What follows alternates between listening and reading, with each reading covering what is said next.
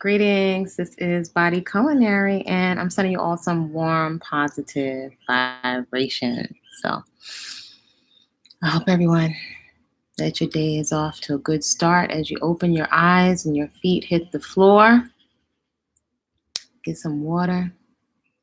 I like to relax on this channel because I woke up. Shout out to all of you early risers. As I usually do, the morning is my favorite time of the day, but there is something on my mind and on my heart this early day. I'm all shined up with oil, oil massage, and fruit and vegetables on my face. I put food on my face on this channel. So let me get some water because this is going to be an impromptu beauty conference.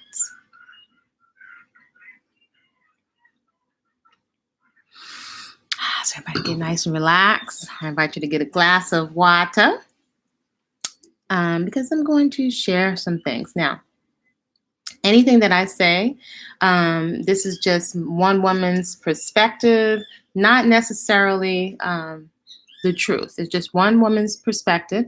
So you're welcome to share respectfully in the comments. Hold on one second. Let's see how we work this. Okay. Yeah, okay. So you're welcome to share in the comments, but this was something that was on my heart, and so this is something I wanted to share. And part of it is the reason that I've chosen what I call radical self-acceptance, and I've been on this journey for many years now. And if you've been on this channel for a minute, I share about this journey, my little journey, my little channel. There's a million other folks sharing their journey, but different strokes for different folks. So I've shared about my journey of radical self-acceptance, and I'm so grateful for the common sense and the insight, and I'm really grateful for Grandma Lou. I talk about Grandma Lou and my godparents all the time, and people that have inspired me, because representation is very important. And my Grandma Lou, most people, most likely, I'll keep it real, would not consider my Grandma Lou a beauty queen per se. She was very dark, chocolatey. I never saw her wear a stitch of makeup. She used to rock her own cornrows. I remember some coconut oil and cornrow her hair. She was the most pleasant and most present human being I have ever encountered, ever. And she stands in stark contrast to pretty much most human beings that I've encountered on the planet. She also, many people would not consider her wealthy. However, as someone that has worked with a huge demographic of clients, for those of you that don't know, I am classically trained as a chef. I've been on a journey of being delved deep into natural herbs, natural living, juicing, nutritional fasting. I was certified in it for actually several decades. I've been on this path. And everything from vegan, coming out of high school, vegetarian to vegan, to after some years of doing that, going into fitness competitions and deciding to implement some fish and poultry, and then deciding I didn't want to do that. And I came all the way back around to vegan intuitively. I used to be scared I was going to get emaciated if I took it out, in the fitness world. And I always felt intuitively I did not want to consume flesh, but all the coaches back then, now you see they've got game changers and you see more competitors that are vegan, even fruitarian. I was very discouraged, and I actually kind of felt alone. And even constantly the voices from everybody around me was like, you can't do that. But I always felt intuitively that's what I wanted to do. I just did not energetically, as someone that is very sensitive to violence, I just did not want to consume that. And let's not get it twisted. I still can appreciate traditional methods of cooking. I can appreciate the techniques of food preparation. I could even look at certain different meals, whether it's fish or this or that, and like, wow, that's prepared really well, and the cuts of the fish and this and that. Just intuitively, I just felt I didn't want to consume it. So I am not here. I am not the food police, and I'm not here to demonize anybody's food choices. Everybody, you're on your own path. And I cannot emphasize that enough, that, find your own path, because there's a lot of noise, and you can just see folks. I don't know if many people on social media accept enough responsibility for hopping from folks, person to person, channel to channel, and following along behind people instead of listening to your own divine, onboard, innate intelligence and doing your research. Most people try something for a couple of days and it's just too much, with from fast and this and that. We don't listen to our bodies and our common sense. And that's for a reason. That's a whole nother story. But in any event, my grandma Lou, she's someone that I mention all the time because she was like such a gem. She was such a gem of a human being. So she was even more beautiful to me because that's the way that she naturally was. And I was like, how did she get that way? How does she get to be such, I don't even know. This woman probably doesn't even know that I look up to her the way that I do. You would think I spent so much time with her. And actually, in retrospect, it wasn't so much time, but the way she carried herself, her common sense, her focus, her lack. She did not have a victimhood mentality. She was such a joy. She made everything around her better and more beautiful. So I say that to say that's not valued today. And often many people attempt to exploit people like Grandma Lou. Grandma Lou, though, had common sense, right? And she removed herself from harm's way. She didn't put herself in harm's way. I never observed it. And she wasn't present for complaining or foolishness. And she didn't complain. She just wasn't available. She was somewhere getting something done. So to me, she occurs as an ant and a hummingbird. Her attitude and her focus and her working like an ant to buy a home for her family. And when it got cold, she was out. She just was not available for complaining. She didn't talk. It wasn't a grant. She was out. So I wondered how she got like that. She stands in stark contrast to most of the human beings I have occurred. This is with nothing special, not a whole bunch of books, scriptures, uniforms, cults. She was just very simple and so clear, so clear. So I talk about her a lot because, this is one distinction. Grandma Lou seemed very grounded in her skin. Like, again, it's not something that she talked about, but she had a confidence and she had a focus. She had a focus on what she was working on. Now, I don't know what she encountered. She was almost 100 when she transitioned. But I don't know the how she acquired all her wisdom. If she just popped out like that as a dark chocolatey woman living in the Caribbean, working and taking care of lots of Caucasian children and their families and stuff like that. I never heard her complain. She had a focus. She treated everybody with respect. So I wondered how she got that way between her and my godparents. So she really makes an impression on me. I mentioned several times on the channel, she wasn't vegan, she wasn't vegetarian, yet she is my inspiration to take a lot of the tropical flavors and the way she fed everybody and the way she shared. She had a wealth mentality. She's actually my inspiration for consuming healthfully, because the Grandma Lou principle that I got, right, in terms of the ways of the mothers and the grandmothers, was eat your own food. That's one of the biggest principles I got from my grandma. And she was like, you're welcome here as long as you don't bring foolishness around me. And she would just chuckle and keep it moving. So I wanted to talk about why I chose radical self-acceptance.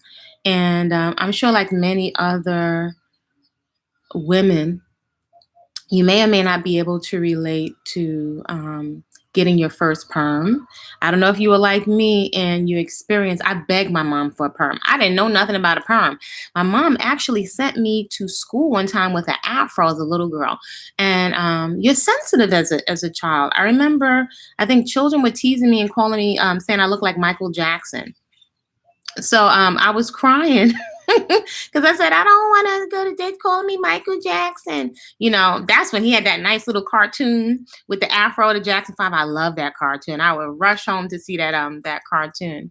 But you don't know any better as a child. So, and I remember my mom wearing her little her Afro puffs, right? Back then, bell bottoms were in style and platform shoes.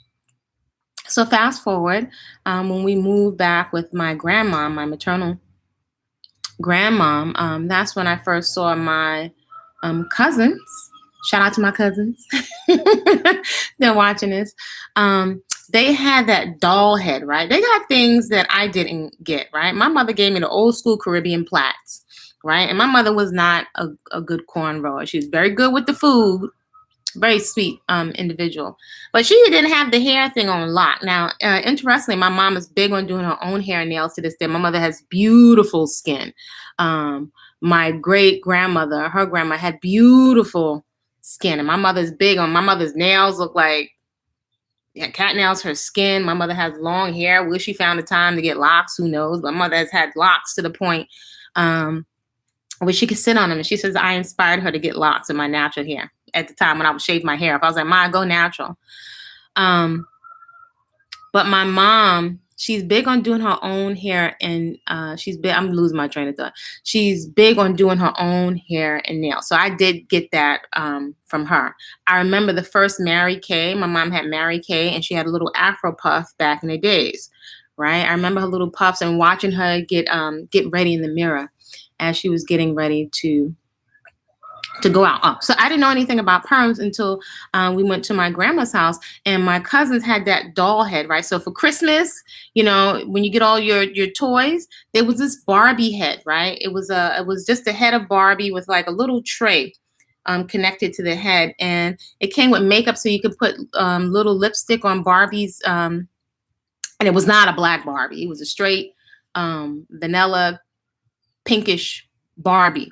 But I saw these toys that my cousins were getting, and I wanted it too. My mother didn't buy me all of that stuff. I don't think I really needed it. I didn't know anything about that until I encountered other children at school or my cousins. So I never got the Barbie head. And then they had the Holly Hobby ovens. I don't know if y'all remember the Holly Hobby ovens where you'd make a little cake and stuff like that. So they got a lot of the newest, latest. My mother was real simple. And my mother used to say, and I was like, I want it because my cousins wouldn't their names. I said, Titi and Titi, they got it. My mother said, I ain't their mother. I'm your mother. And that's it. And so they had the kitty kit perms back then, the kid perms. My mother was using, I think, Dark and Lovely. Yeah, my mother's a big Dark and Lovely person. And but it just wasn't a consideration. Also, my father was from the Caribbean. So my hair got plaited, and I had a healthy, thick head of hair. So I begged my mom for a perm because I saw my cousins had it. And shout out to my auntie Joanne, because my auntie Joanne initially gave me the most gorgeous cornrows, and her daughters to this day can braid. And when she put those cornrows in my hair, oh my gosh, I felt so beautiful, and I could run outside and shake my little bead, my red and white beads. My auntie Joanne used to give me a part down the middle and do the cornrows like this. Any of y'all remember that style? Oh my gosh, I wanted Auntie Joanne to do my hair. So anyway, I begged my mom for the perm, but she said no. And at this point, my father, he didn't have to say. Who knows what he would have said, right? Because my hair would probably still looking like Grandma Lou's with those plaits. Still, Grandma rocked all the way into her senior years. And when my mom put the perm in my hair, I begged her. Finally, she relented, and she put a Dark and Lovely perm in my hair. And so this hair, it doesn't like to be messed with. We find out years later, and it didn't take, right? So I guess it's low porosity now. There's so much more education around this hair, and so it took a long time to penetrate, right? If I put water right now on my hair, it will sit like beads on top of the hair. Right, that's just the characteristics of my hair. It's not a quick entry, into the hair. So it's just a lot of stuff. Just a lot of stuff my hair doesn't respond to. So it was starting to burn. So I said, Mommy, it's starting to burn. And of course, you're supposed to put grease around here. You're not supposed to scratch your scalp. You're not supposed to scratch your scalp when you have those caustic chemicals in your hair. And I don't think my mom and women back then even read, I don't even know if they had clear warnings that you're not supposed to have that stuff on your scalp if you're pregnant. And I was just a little girl. But if we were thinking critically, we would know if you can't have it on your scalp next to your precious brain, that's telling you that it's very, very dangerous. You're supposed to wear gloves. Black folks don't be doing all of that. It's really starting to burn. I was like, Mommy, it's burning. But she's like, it did not take. So now in retrospect, it was not the chemicals, these caustic, dangerous chemicals that were to alter the texture of my hair. It wasn't penetrating the hair shaft. So finally, my mom rinsed it out because I couldn't take the burning anymore. And I was just so happy because the texture of my hair was different and it was straight, just like my cousin's hair, right? And now I don't have to wait. Hopefully if somebody has time to press with a hot comb, which used to sear the skin off the tips of my ears, now I don't have to wait and beg for somebody to straighten my hair because now it'll be straight all the time, right? It was so painful, but I was just happy because it was straight. So now that it's straight, now what do we do? What do we do, Afro Flowers?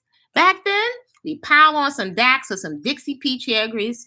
Holla if you know what Dixie Peach and Dax is from back in the day. We didn't have Nature's Blessing, and we didn't have Shea and Cantu and all this other stuff. Ooh.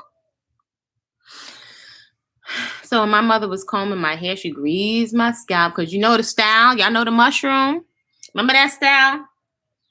Your hair's all straight, all greased up, right? So it wasn't flowing, right? Because we didn't have doobies back in the day, right? Unless you went to the Dominican salon, but that wasn't heard of. That wasn't us back then.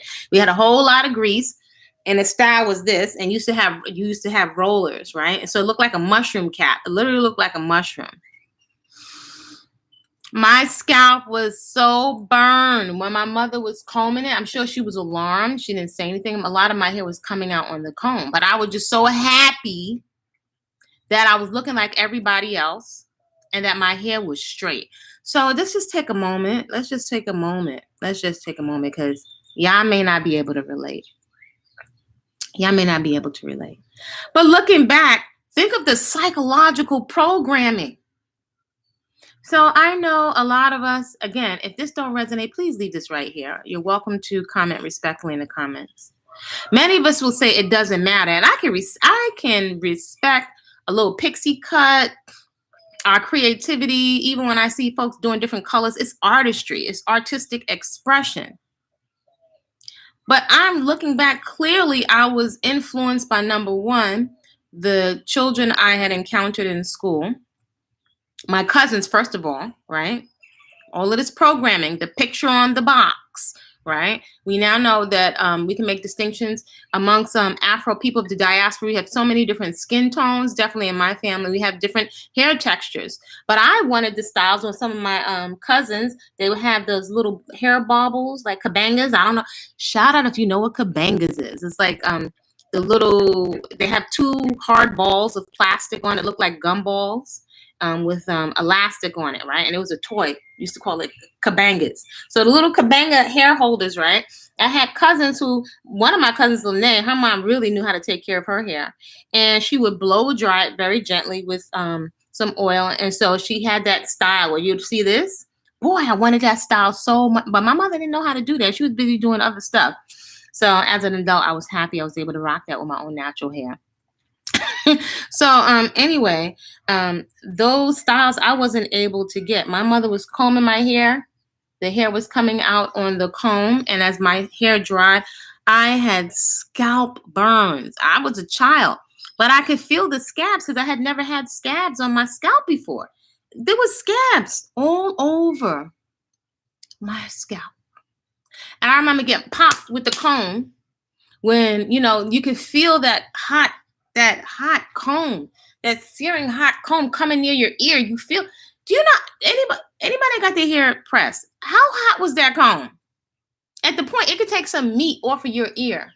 Oh my gosh. So are we really gonna sit here and say we're not influenced We're not influenced by the cultural trauma that we've been exposed to. What I hear, are we honest? See, I'm clear. When it comes to our weight and our skin and our health, I'm clear. I can give you the recipes and exercises in my sleep, but there's some stuff that's deep rooted. And I don't need to be a psychologist to figure this stuff out. They're patterns. Are we really going to sit here and say we haven't been affected by the trauma of what we have culturally experienced? Because I was just a child. And that we pass that trauma on down to our children, what looks acceptable. So this would have never been acceptable. The southern side of my family and the Caribbean side of my family, when I learned I had Rastas, a couple of sisters, shout out to my cousin Linda, I had a couple of sisters in my family that was Rasta. One I didn't get to see or to meet because she had locks, they said. And I was just listening to the grown folks speak. She had locks like drag, almost down to the floor. And it was not something held in esteem. They said dirty Ras locks. And so my cousin Linda, who was a Rasta, I didn't know nothing about no Rasta. I didn't know nothing about no Africa. I went over to Grandma Lou's house. And Grandma Lou was making room for my cousin Linda to bring her little tofu. That was new back then. Into the kitchen. And I'm thinking, again, this is a child. I'm small as a child thinking like, what's that? What's tofu? And I watch her go to the market. Even Grandma Lou would get it for us sometimes. And the little, they look like the cartons for strawberries. And there was tofu in there. And she would get it in the water and take it back and make her little dishes. And my Grandma Lou was so welcoming. She welcomed her into the kitchen. And I remember her washing her hair. She was so clean.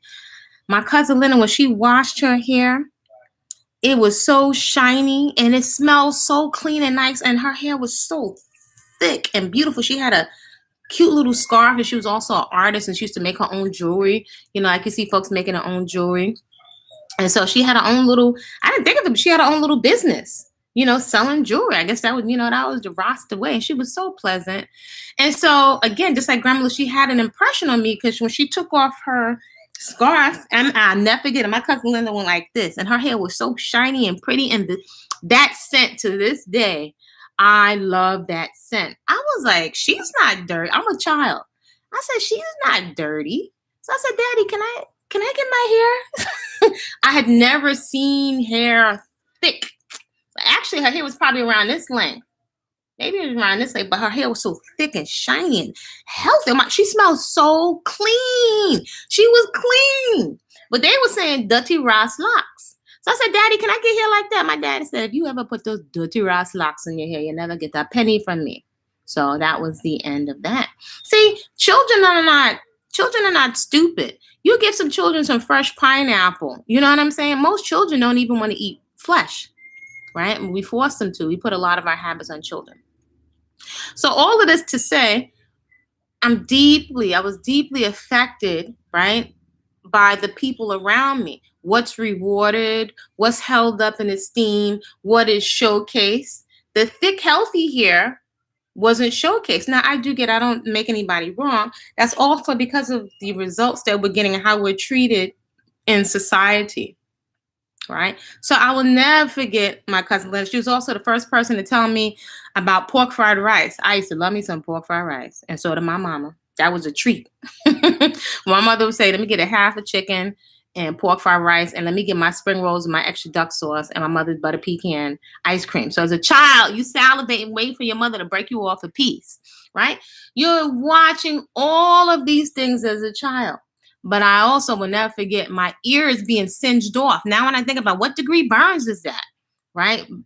Torturing ourselves to be accepted. And then also, it wasn't as grand as it is today, but Sunday church was a fashion show. Folks would break out there, back then, my grandma, my great grandma, they had stoles. Y'all know what a stole is? Any this generation, y'all know what a stole is? They had that little piece of mink stole, and they passed those little things down. Like if they had a watch, a hat, a mink stole, they passed it down to the next generation. So they had grand hats when they were going to church. And back then you saw men, you would never see a man with his pants, a grown adult male, with his pants hanging off his backside, without a wallet with some money in it and a handkerchief. I mean, they was clean and cut. So these things made an impression, in my mind. They were not perfect, but these are, it's a big contrast from what I see now. So we're going to bring this up to date. Why am I talking about this? Because some stuff came up, and I'm going to share something with you. Hopefully, if there's a young woman watching this can give you some perspective. Because as I often say, I think adults, sometimes it's hypocritical. Sometimes we're in denial. Sometimes we just want to be so far away from the trauma of the past that it's almost like a disconnect. And not having certain conversations leaves young women at a loss. And I think it's a ripple effect that has many young women. We put ourselves in harm's way. There's a connection with this in our esteem. When we have low esteem, these terms are thrown around. When I was young, I didn't know what esteem was. But low esteem, when you're not feeling, here's how just my little world, I got my own little lingo. When you're not feeling confident in yourself, you will follow what the crowd is doing. And truth be told, this is also women in their 30s and 40s and 50s, right? Who haven't been developed. So even if we don't put any labels on it and we turn the volume down, the very fact that we're putting ourselves in harm's way. When I say harm's way, I'm being very specific. Anything that you're willingly going to put yourself into a situation that could compromise your reproductive organs, compromise your internal organs. This is food. This is people. This is sexually. This is with your money. This is coming from somewhere. And as it's been demonstrated, it's not, I'm not saying this to be pessimistic. I'm a realist. It is not in other folks' best interest to correct this for us. It's not profitable to them. Nobody really cares. Nobody cares. Now, they will provide a so-called band-aided solution for you at a profit, not for free. Not for free. And as we can see, like if we look at a lot of the medications, usually the solution will come with some other side effects that will lead to something else you will have to spend for. So it's not in most folks' best interest to give us therapy or to give us solutions. So I've been very clear for many years that you are on your own. And it's our responsibility to take corrective action and not merely stay at the level of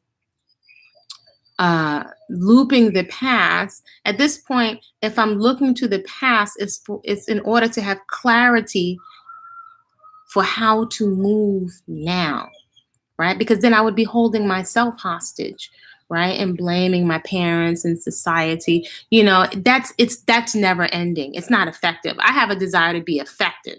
I have a desire to be effective. So there are some sayings that I tend to rewrite the narrative and use to empower me. And then I do question sayings. If they're having me looped in the past and not having me proactive, I leave them right there in the past. So there's one saying that my mom would say, I could show you better than I can tell you. And there are several things that have come up on the radar that it just had really on my soul this morning. And just how we're putting ourselves physically in harm's way due to lack of esteem. And let's be honest, the people like, where are the parents? Are we kidding? Many people are raised without their parents, if not most. Many people are raised without parents. And that if they're fortunate to have their parents, and if we're Afro, we do have a bit of a different experience, and representation matters. Anybody that looks at this channel, because there's different people that look at this channel. If you can find value, fantastic. But I'm also going to speak to as an Afro woman, because that's the experience that I can speak from. I'm a human being. I can learn from any human being, but I think it's very, very important. Us culture, we have a tendency to, for whatever reason, and there's some reasons for it, to want to be so politically correct, because we've kind of been like bullied and shamed into being so politically correct that we don't address our own situation. So if we don't address Afro flowers and herbs, our situation, nobody else is going to do it. right? So I'm going to address and I'm going to speak because I would have liked somebody to do that for me. And I have had several folks walking, living, breathing in the flesh that have put me on to game. So there might be a young woman, there might be a young woman in her 30s or 40s where these conversations are not being had. So there was a show that I did in Central America called the Grandma Lou Show. So yeah, I know I talk about Grandma Lou all the time. I want to speak to the issue of us altering our body parts, not just our hair, and how dangerous it is. And there's a lot that no one is going to tell you about. All of this social media, I'm not here to demonize anybody in your food choices, what goes in your bedroom. That's nobody's business. But we allowing ourselves to be misled. We're allowing ourselves to be misled and exploited for profit. And everybody's trying to make some quick money, not realizing that it does come at a tremendous expense. So maybe we're not seeing the monetary value and beyond the monetary value of esteem, how much lack of esteem is actually costing us. So we're running out and we're marching, but we're not seeing at the root, right? Where we run into as revolutionaries when we got so many vices and monkeys on our back, right? When we still haven't handled our own esteem. So I have a desire to be efficient. So I'm going to show something. Let's see. Hopefully you can hear this. I might have to put a little mic on so you can hear this. So there's a show that I did here in Central America called the Grandma Lou Show. And I'm always talking about Grandma Lou to the point where somebody asked me, is there a book of Grandma Lou sayings? There's no book of Grandma Lou sayings. She just made an impression on me. So let me see if I can plug this up. So hopefully you can hear this, right? So this was a show. And I had to look to see if you can find this. So let's see. This was a show. Today's show, in continuing with our focus on health. Now, I looked all over for this video and I couldn't find it. This was about a model and what she did to her hair. So let's see if you can find it. Hydroxide that is contained in perm. Now, I can speak to you from my own personal experience as someone that grew up initially with natural hair. I remember even rocking a natural when I was younger. And I didn't like it at first because I got teased when I went to school with the afro. My mom sent me to school with the afro on my head. Later on, I begged my mom to let me get a perm because I saw my cousins with the perm. And I wanted, back then they used to call it a kitty kitten. Little kid. Okay, so I'm going to see if I can speed this up because we want to get to the root. Oh, this goes right into it. That might be a little bit too... So there's a lot of information that we have access to in the States that other people here in other countries may not have access to.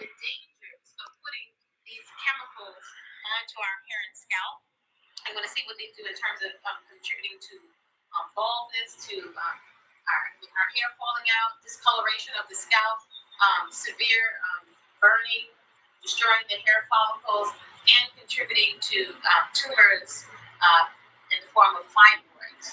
So there may be many women, especially young women, that may not be aware of this. Fortunately, we can really make use of the internet to research this information and to spread this information out there so that we can stay healthy and safe first, because beauty should not be at the expense of our health. Because if you have a burnt up scalp and you have fibroids, tumors, I don't think that's beautiful. But I'm going to let you be the judge, and we're going to share a video with you, a very short video, our video number 1, to provide some education for you on what we're putting onto our scalp, right near our brains, and the effects that these dangerous chemicals can have. So we're going to roll one of those videos for you right now. Okay, we're going to have 2 videos for you today. Again, you can reach us here at the station at 501-635-1654.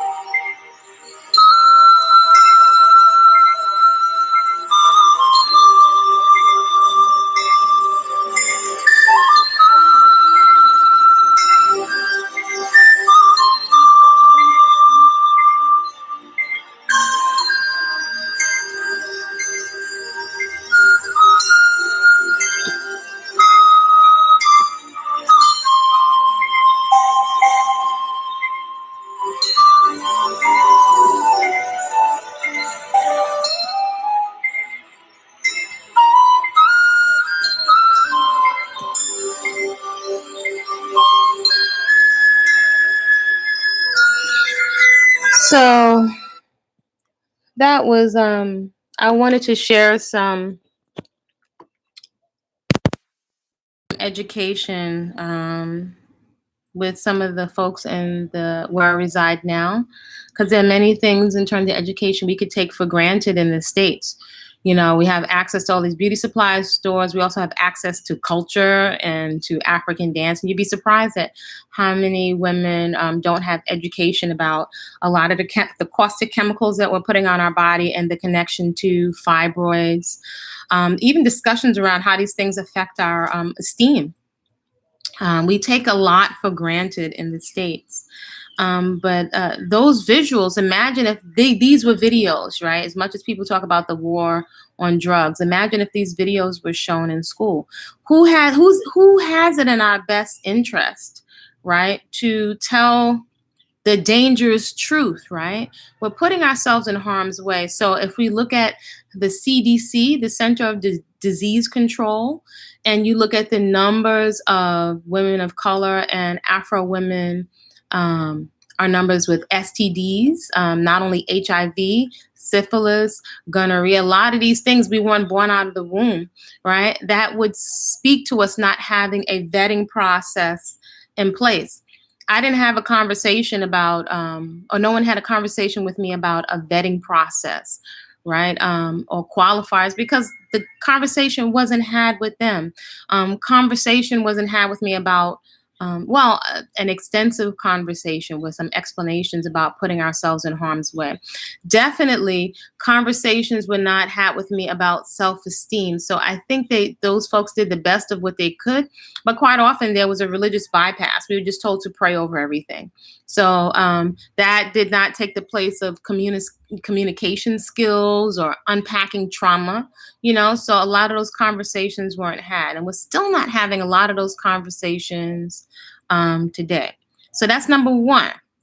All right. And so the purpose of this is just to consider us dying. That show, I called it Dying to Be Beautiful. Dying to Be Beautiful. I worked at a holistic health center for some years. And after taking a workshop, I was looking for some reason, I was looking for these women's workshops, you know. So I realized there were certain things that perhaps my mother wasn't able to have certain conversations.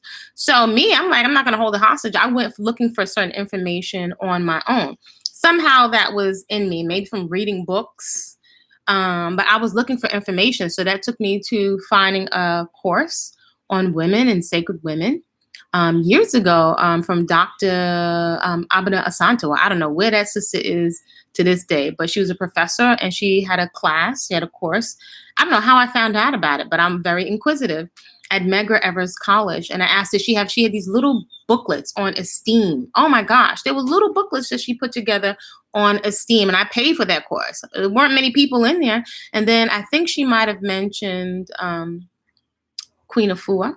And I mentioned her a lot on this channel, but she was actually one of my mentors. And it's interesting, people still to this day would say that I look like her, which I don't think that we favor each other. But I used to work there as her apprentice for several years. And yes, for the people that have been asking, I am in that book with a little Nefertiti cut. Even like the other day, someone contacted my bestie and said, "Oh, the girl that's there, she looks like her." So I don't know if it's energetic or whatever, but I encountered a lot as I volunteered there. I went to take a course called it was called Sacred Women back then. She also had the professors and the ambassadors of purification back there. And I was so wide open. I was working on Wall Street at the time, but I was, for some reason, I'm just was so interested in herbs and healing. At the root of it was wanting to understand how my grandmothers and the women in my family went from being young and fine to morbidly obese. I did not know the word for obesity back then, but there were some patterns and I just wanted to know what to do. I could start to surmise and put together that there was something going on in terms of depression and lives not fully lived and not fully expressed. So I just wanted to know what to do. So that has sent me on a journey that's been several decades.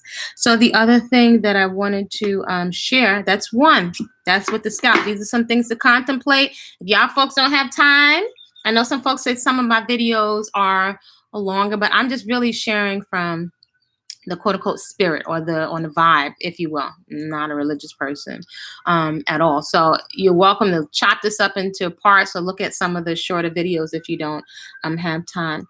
But I wanted to compile some things. I think this is so important. This morning, I woke up to a woman speaking, very young girl in her early 20s, about her implants. And I wish I had a picture for you of I think if you look on his channel, if you look at the banner on his channel, there's a picture of what I looked like when I was competing. And when I was doing fitness competitions, I'm still a personal trainer. But back then, I didn't see a lot of chocolate women competing. And when I did, I didn't see anybody wearing their natural hair. So I said, I'm gonna rock my natural hair. Not only that, I used to wear a big pink flower in my hair for it to stand out. So I didn't intend on, I was like, even if I don't come in first place, second place, I really wanted to be an example to my cousins and my nieces that you can be fit and you can have esteem and you can rock your hair. I just wanted to be an example. So that was my thing. That was the whole reason that I was doing these fitness competitions. Plus, I was actually looking pretty fantastic to be a mom. So I just really wanted to show the women in my neighborhood and in my community what the possibilities were. At the same time, working in the fitness industry, I was kind of disenchanted after a while, and I always loved the movement. I didn't get to be an athlete as a young person. So the things that I didn't get from my parents because they were busy surviving, I decided to give myself as an adult. That went from taking myself to a Black charm school, Ophelia DeVore, Diane Carroll, and all of them. I don't know how I found out about Ophelia DeVore. But I decided to take myself to charm school. I took myself to ballet lessons. I've gotten all kinds of coaches on my own intuitively. I just paid for coaches from personal training. First time I found out I didn't even know what a personal trainer was. But there's something that always occurred to me in terms of investing in myself. And I say that because I noticed that's a pattern that many of us culturally, I don't see that. It's maybe perhaps it's starting to change. But I even notice in different places where I travel, there's not a high value placed on health. People run and they panic frantically when they're being wheeled into the emergency room. But somehow there's a disconnect, and I get that's a lot of programming. But somehow I figured out there's something that I don't know here. There's something that I'm not aware of. I don't think these people are smarter than me. I think there's something I'm not aware of, and I'm willing to pay to get that information. I'm willing to pay, and then I also understand compare and contrast, and I was willing to experiment on myself. So this has been a journey of many years. I think you don't have to make your journey so long and waste a lot of time, energy, and money, again, on so many supplements and powders. Just, even if you stop this video right now, a natural lifestyle. Again, this video is going to be longer, so I'm just vibing because I think this is important, especially for young women. So the amount of injections, and one time you would have never thought that women who are naturally endowed, that we would be putting dangerous chemicals, silicone that goes to seal up the floors, into our backsides. So we're going to honestly sit here and say that we're not affected by the music, the videos. Is that honest? See, also when we're dealing with skin and with weight, these are issues that rock women's esteem, that rock everybody's esteem. A lot of times we're embarrassed. We don't tell the truth, and I get it. Not everything is meant for social media, but in not having these conversations, I think this is also why young women and young men are so misled by these so-called celebrities. Even the ones that I've observed, just one woman's perspective, the ones that are supposed to be moving and shaking because they have money and they have experience, and now they're moving into politics and so on because they have money. Since when did these so-called rap artists, I'm not even going to call them hip hop. It was hip hop when it started out. But these rappers, since when did they become leaders? Since when were they models of character? Since when? What's the vetting process? And most of them, when they have roundtables on YouTube, usually they're all endorsed by alcohol companies. I'm not telling no grown folks what to do, but there's a conflict of interest. And it has occurred to me, everybody's going to make their quick, fast money off of, again, our wanting to belong, or we're looking to them because they got money, because they have money. And there's nothing wrong with money, right? But there's something that's missing. We don't have a vetting process for character. So it's like everybody taking their turn. It's like somebody running a train. Y'all know what a running a train is. It's like everybody's taking their turn, chocolate and vanilla and every other color in between, running a train on us because we're so gullible as a people. Every dangerous product. Everybody would have us being an alcoholic. At what point does it go from social drinking and socializing to alcoholic?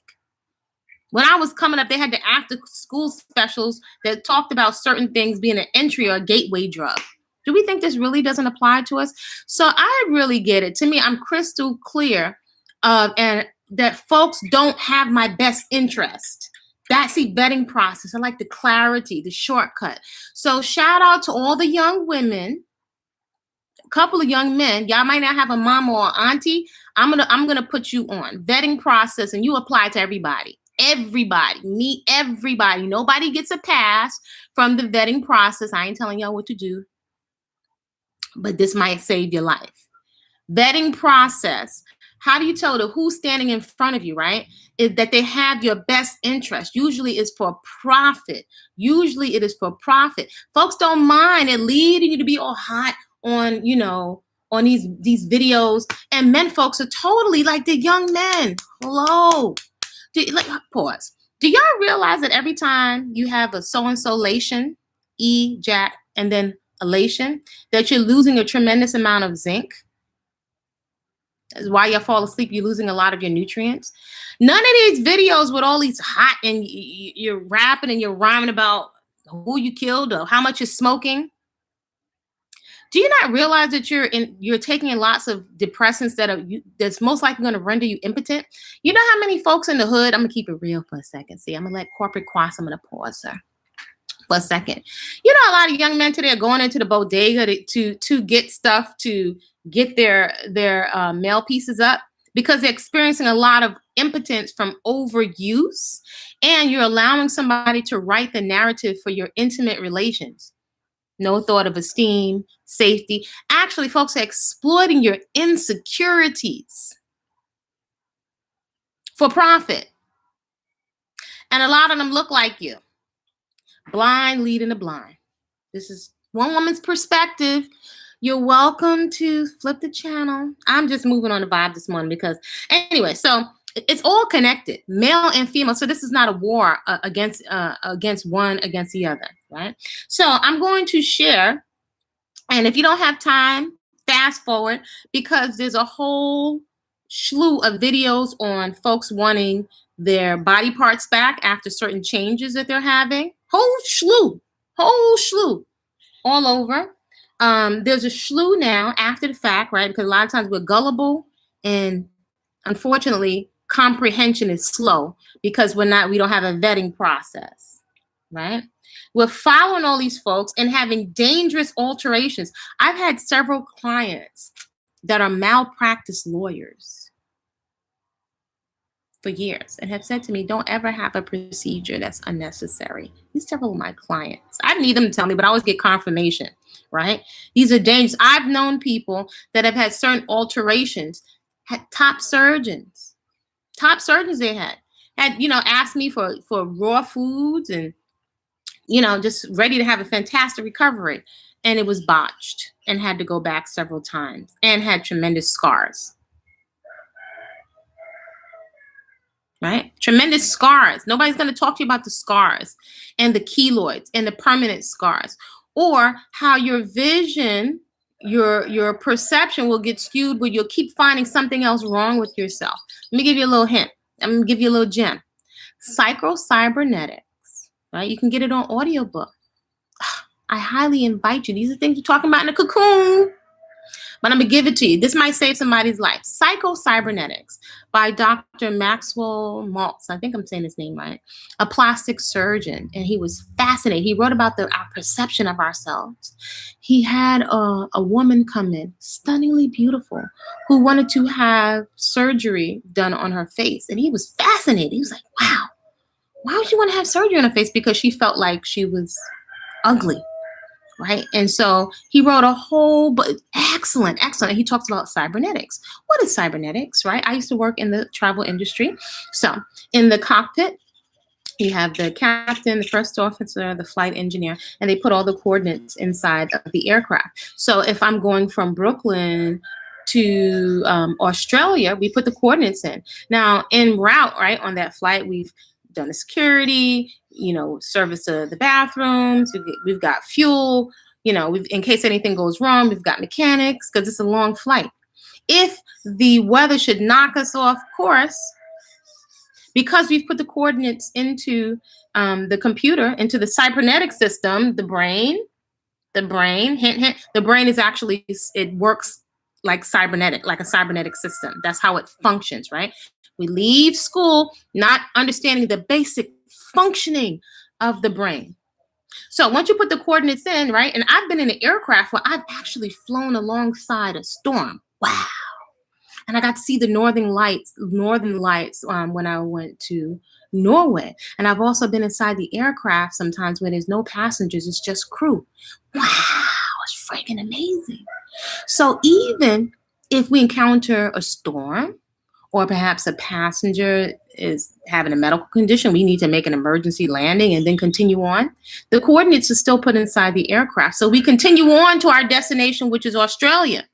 So the coordinates that are put into your brain is where you're going to go. Follow me here.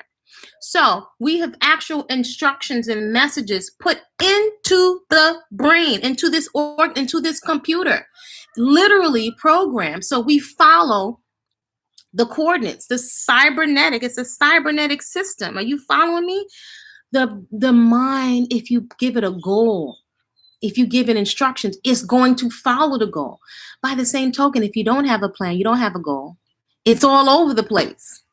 And an aircraft cannot stay in the sky if you don't have coordinates. It's all over the place. Does this make sense? So this is why I'm sharing this. Hopefully this will be helpful to someone. So I wanted to point out and just make the distinction that we're having dangerous procedures to ourselves physically. Though also, what we're not comprehending is the cost that's going to play out also financially, the cost to you mentally and emotionally.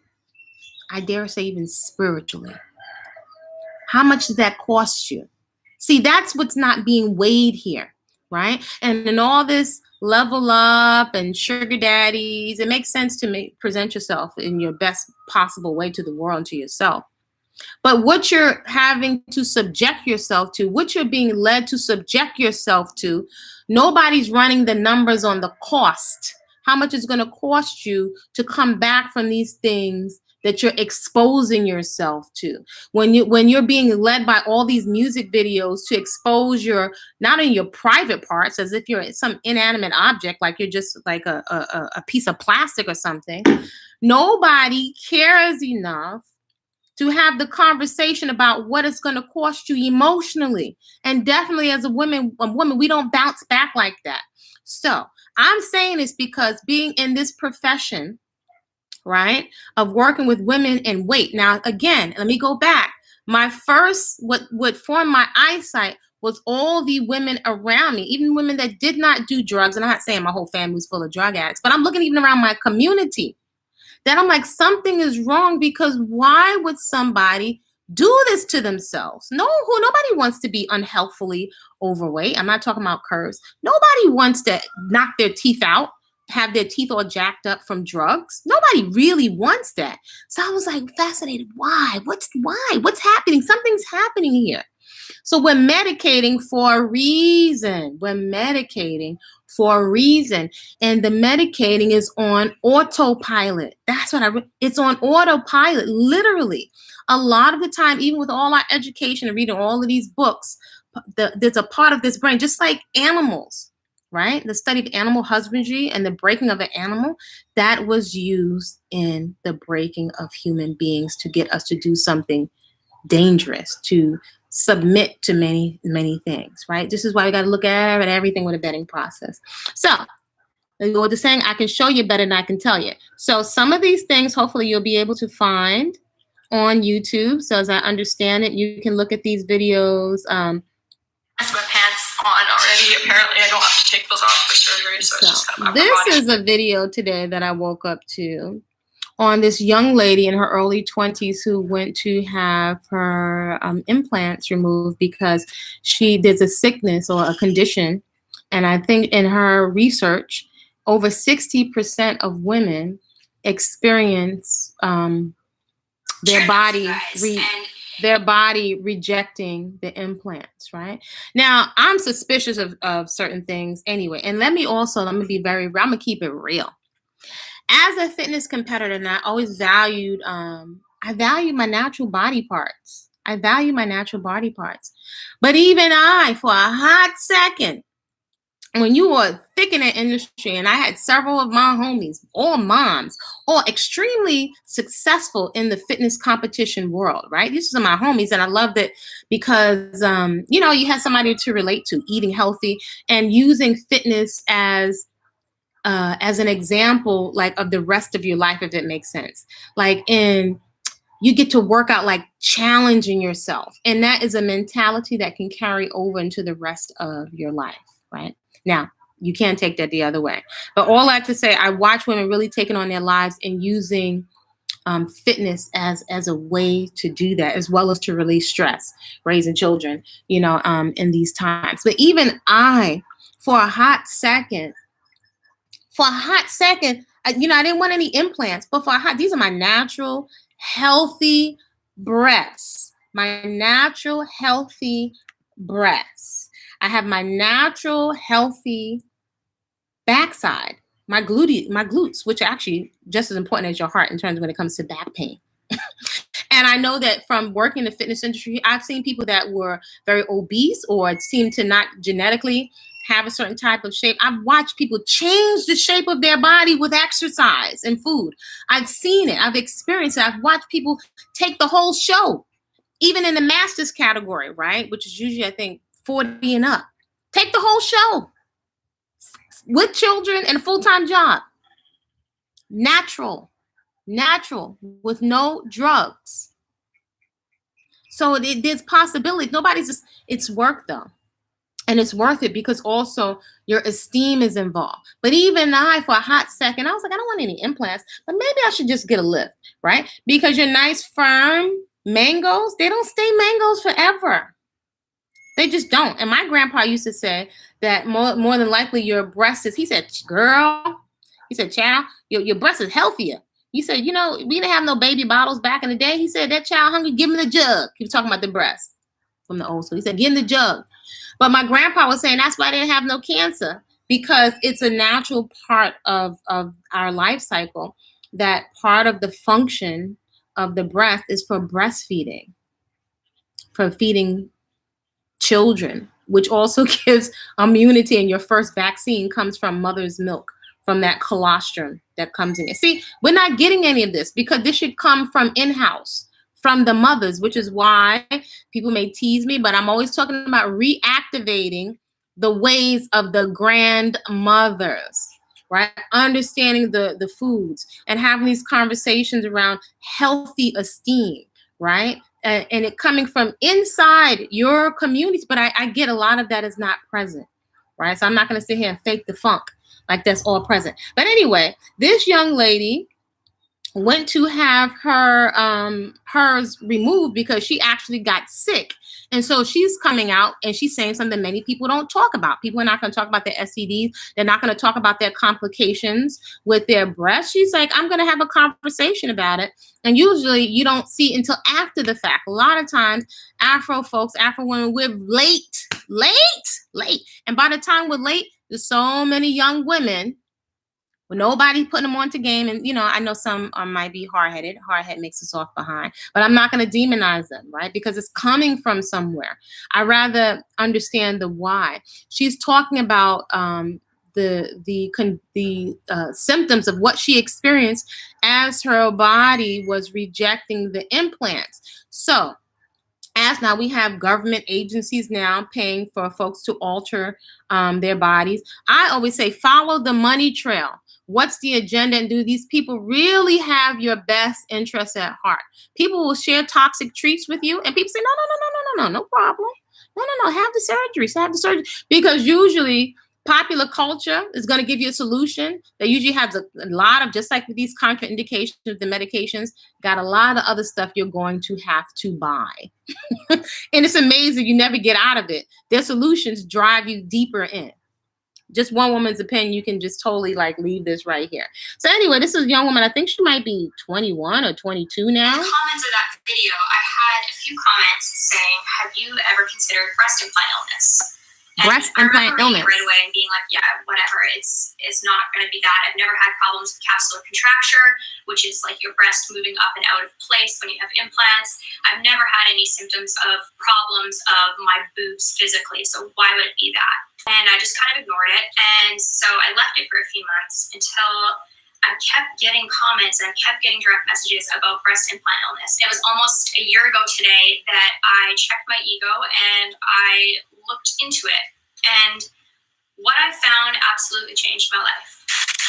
Last night, I just was so frustrated with not knowing what the fuck's been going on with me that I decided to look a little bit more into breast implant illness. And I couldn't believe what I found. I had such a distressing night reading all of these women's stories, and it's not like these random people. It's a lot of fucking people, and all of these women share exactly what I have been experiencing symptom-wise. I can't believe that more people are talking about this.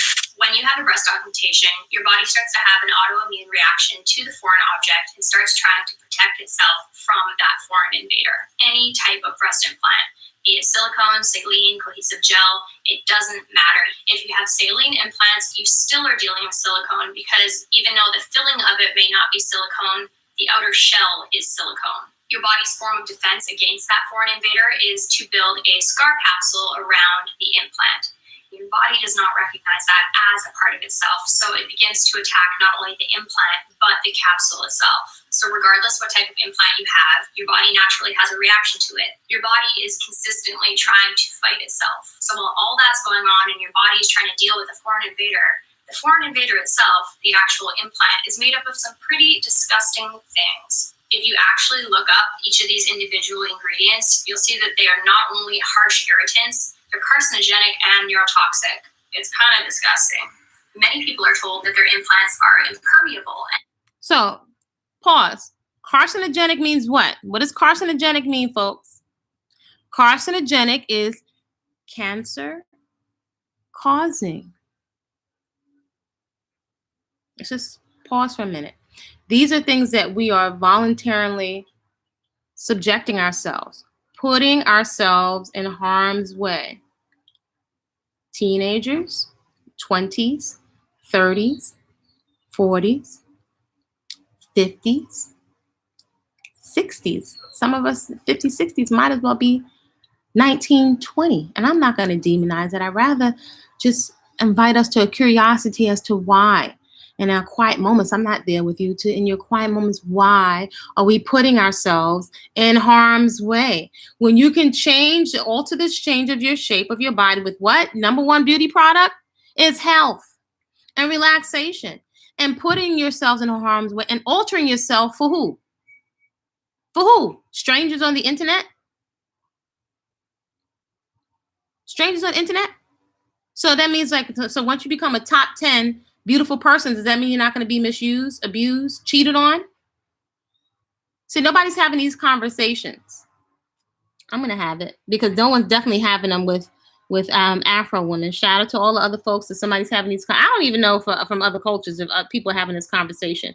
You're blessed if you have an auntie or someone mature that's going to have these conversations with you so that you can be grounded as you're around a sea of folks, as I say it all the time, competing for the currency of your attention, right? Competing for the allegiance of your insecurity. And that there is no problem because they're medical grade silicone and none of that will leach into your body. But as science has proven, that does happen. Microscopic bleeding of silicone implants, I know that's met with a lot of skepticism amongst mainstream plastic surgeons and implant manufacturers and the rest of the public, but I think this is an example of the silicone or any breast implant shell it's not impermeable, that things can't get through. So the first thing you notice is the difference in the color of the implant. So this is a normal implant. This is the problematic right side. So this is a Mentor 4 and CC silicone implants. Both of them are the same. So on this side, the capsule sac, as you can see, is fairly thin, normal. Some areas you can look right through it. So because there really was nothing going on, so this was just sitting on top of that like that. This side, if you look, is you have this yellow implant. There's a very much thickened capsule compared to this one. So if you stretch it out, you don't see this So, one of the reasons why I encourage relaxation on this channel, no guru necessary, no religion necessary. I'm calling this today. I don't know what y'all doing right now, but I'm calling this is an impromptu beauty conference. This is because this has been on my heart. I've spoken about it before. AfroNomics, AfroFlowernomics. That's just how it's occurring to me. This is an impromptu beauty conference and education. This is a conference. If we get quiet and relax, there's a divine onboard innate intelligence that everybody was born with, regardless of your packaging. And it actually has a lot of common sense. It will guide you to what to do. It will actually guide you to never put yourself in harm's way. But you can't hear it above all of the noise. You can't hear it. So for me to put something in my body, well, my body has to reject it. It's got to form a whole big gigantic scar tissue inside. Your body is intelligent. Hold on, let me say this louder. Your body can go to a natural weight. I'm telling you this as somebody's been a fitness competitor, all natural competitor. That even I was like, it's numerous reasons why I just left that alone, because I was like, the idea of just women constantly competing against each other was a bit much. But anyway, still like the athleticism. We're doing dangerous. Like, stop for a minute. This is dangerous. I call it socially acceptable suicide.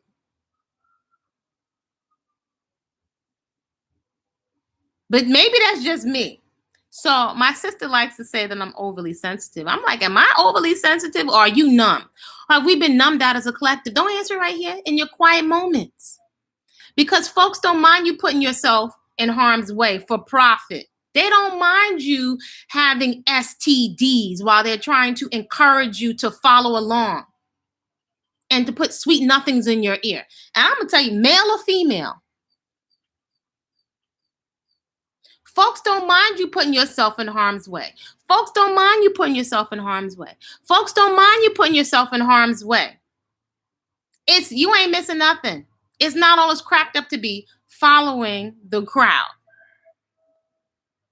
This is just one woman's perspective. If this doesn't apply, leave it right here. I don't even know if they're going to delete this video, but I'm going to say something because I would have wanted somebody to say something to me. Thin, normal capsule look on this side, and also it has all these little yellow particles, which is kind of the same as the fluid which is same as the implant with that same material inside the implant. So the question really is, how does an implant that started out like this, either through an infection on the outside, get that inside the implant if this shell is completely impermeable, that nothing can get through? Or on the other hand, if this came from the inside, how did that get outside onto the capsule and cause this kind of significant irritation of the surrounding tissues? So really, this is an example of, yes, this keeps the bulk of things in, but certainly when there are microscopic sizes involved, it will get through. And this is an example of something somehow got in there or started out inside and got outside. And then the other thing is, if this kind of shell can't keep this kind of material from going in and out, how's human tissue going to prevent that from happening? So clearly, this probably had an effect on her well-being, and hopefully getting rid of all this will make her symptoms better. When I got these, I was told that I would have less of a chance of creating a scar capsule around the implant, which I naively believed. But as years passed and more studies were done, they found... What did she just say? Hold on. All right, let's just take a moment. Where's your water? Get your water. Affirm clarity. I ain't a Mukajuk person, but we're going to affirm clarity as we drink. Most of your body is what? Water. Let's just take a moment. Let's take a water mental health break. And we're going to affirm clarity over here. Y'all can call me sensitive. It's all right.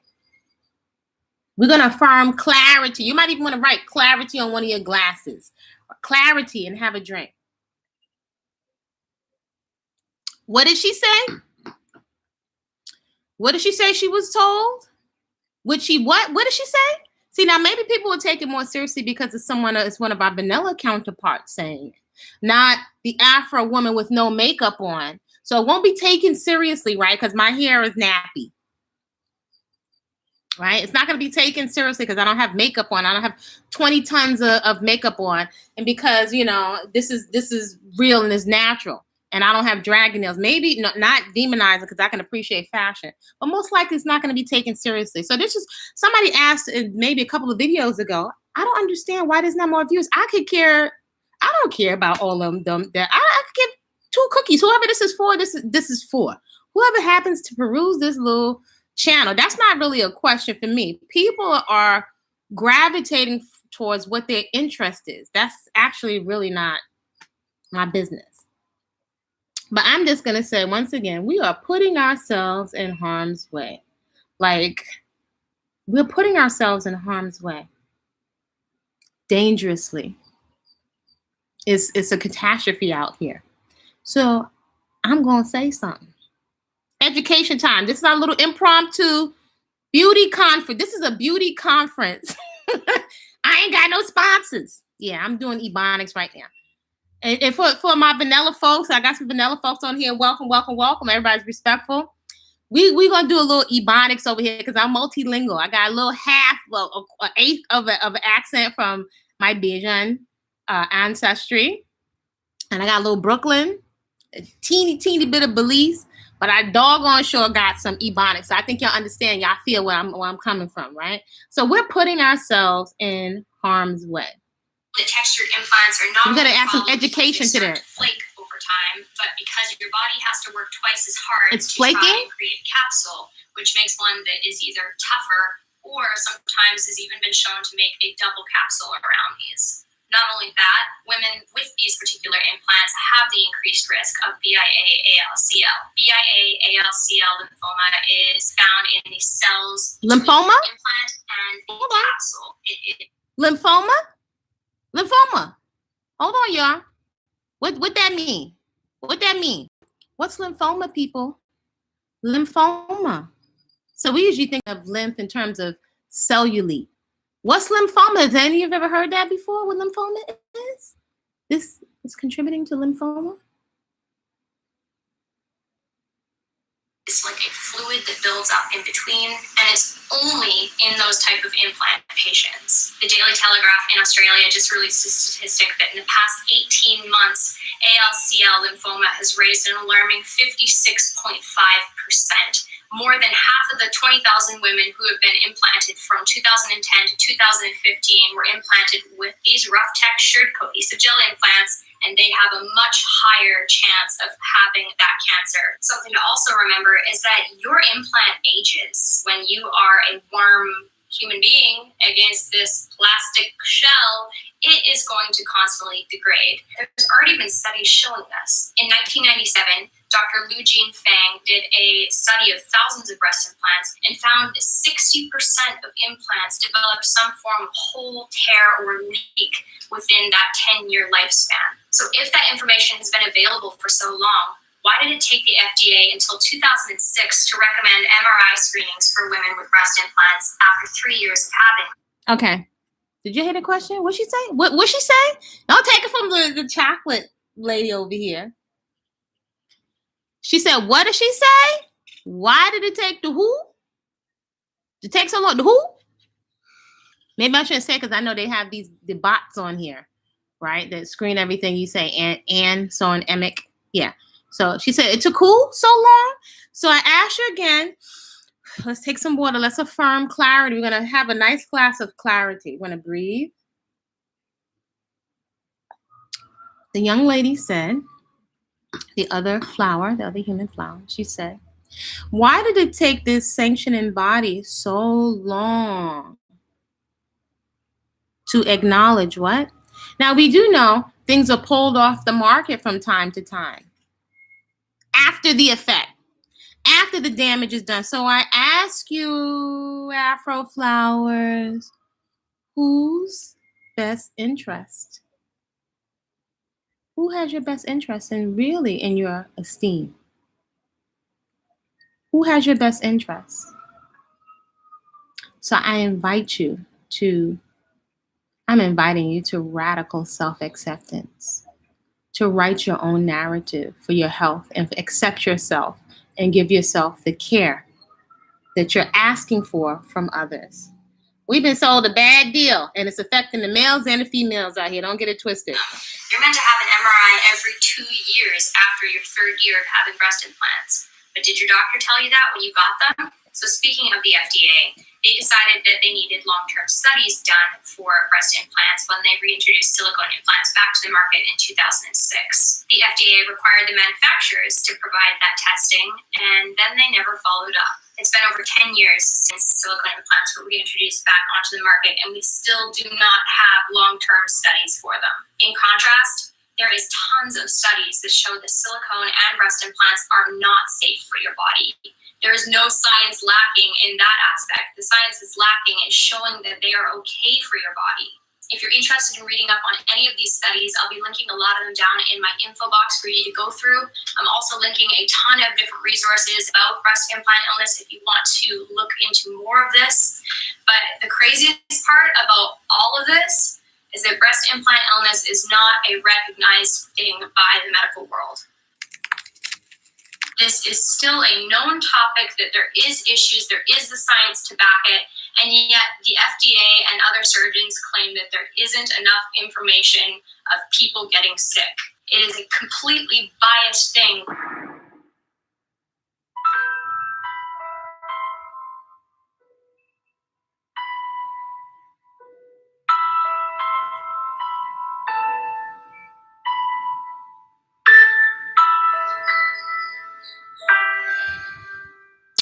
So again, y'all folks will be able to look this video on your own. I'm not going to keep you here all day, but I'm saying this to say I want to emphasize something. Folks are not going to have real conversations with you out of embarrassment or out of a conflict of interest for money. It's clear to me, if there's a competition for the vital, expensive currency of your attention, your focus, and your insecurities, which are going to lead to you spending on more products. So just one woman's perspective.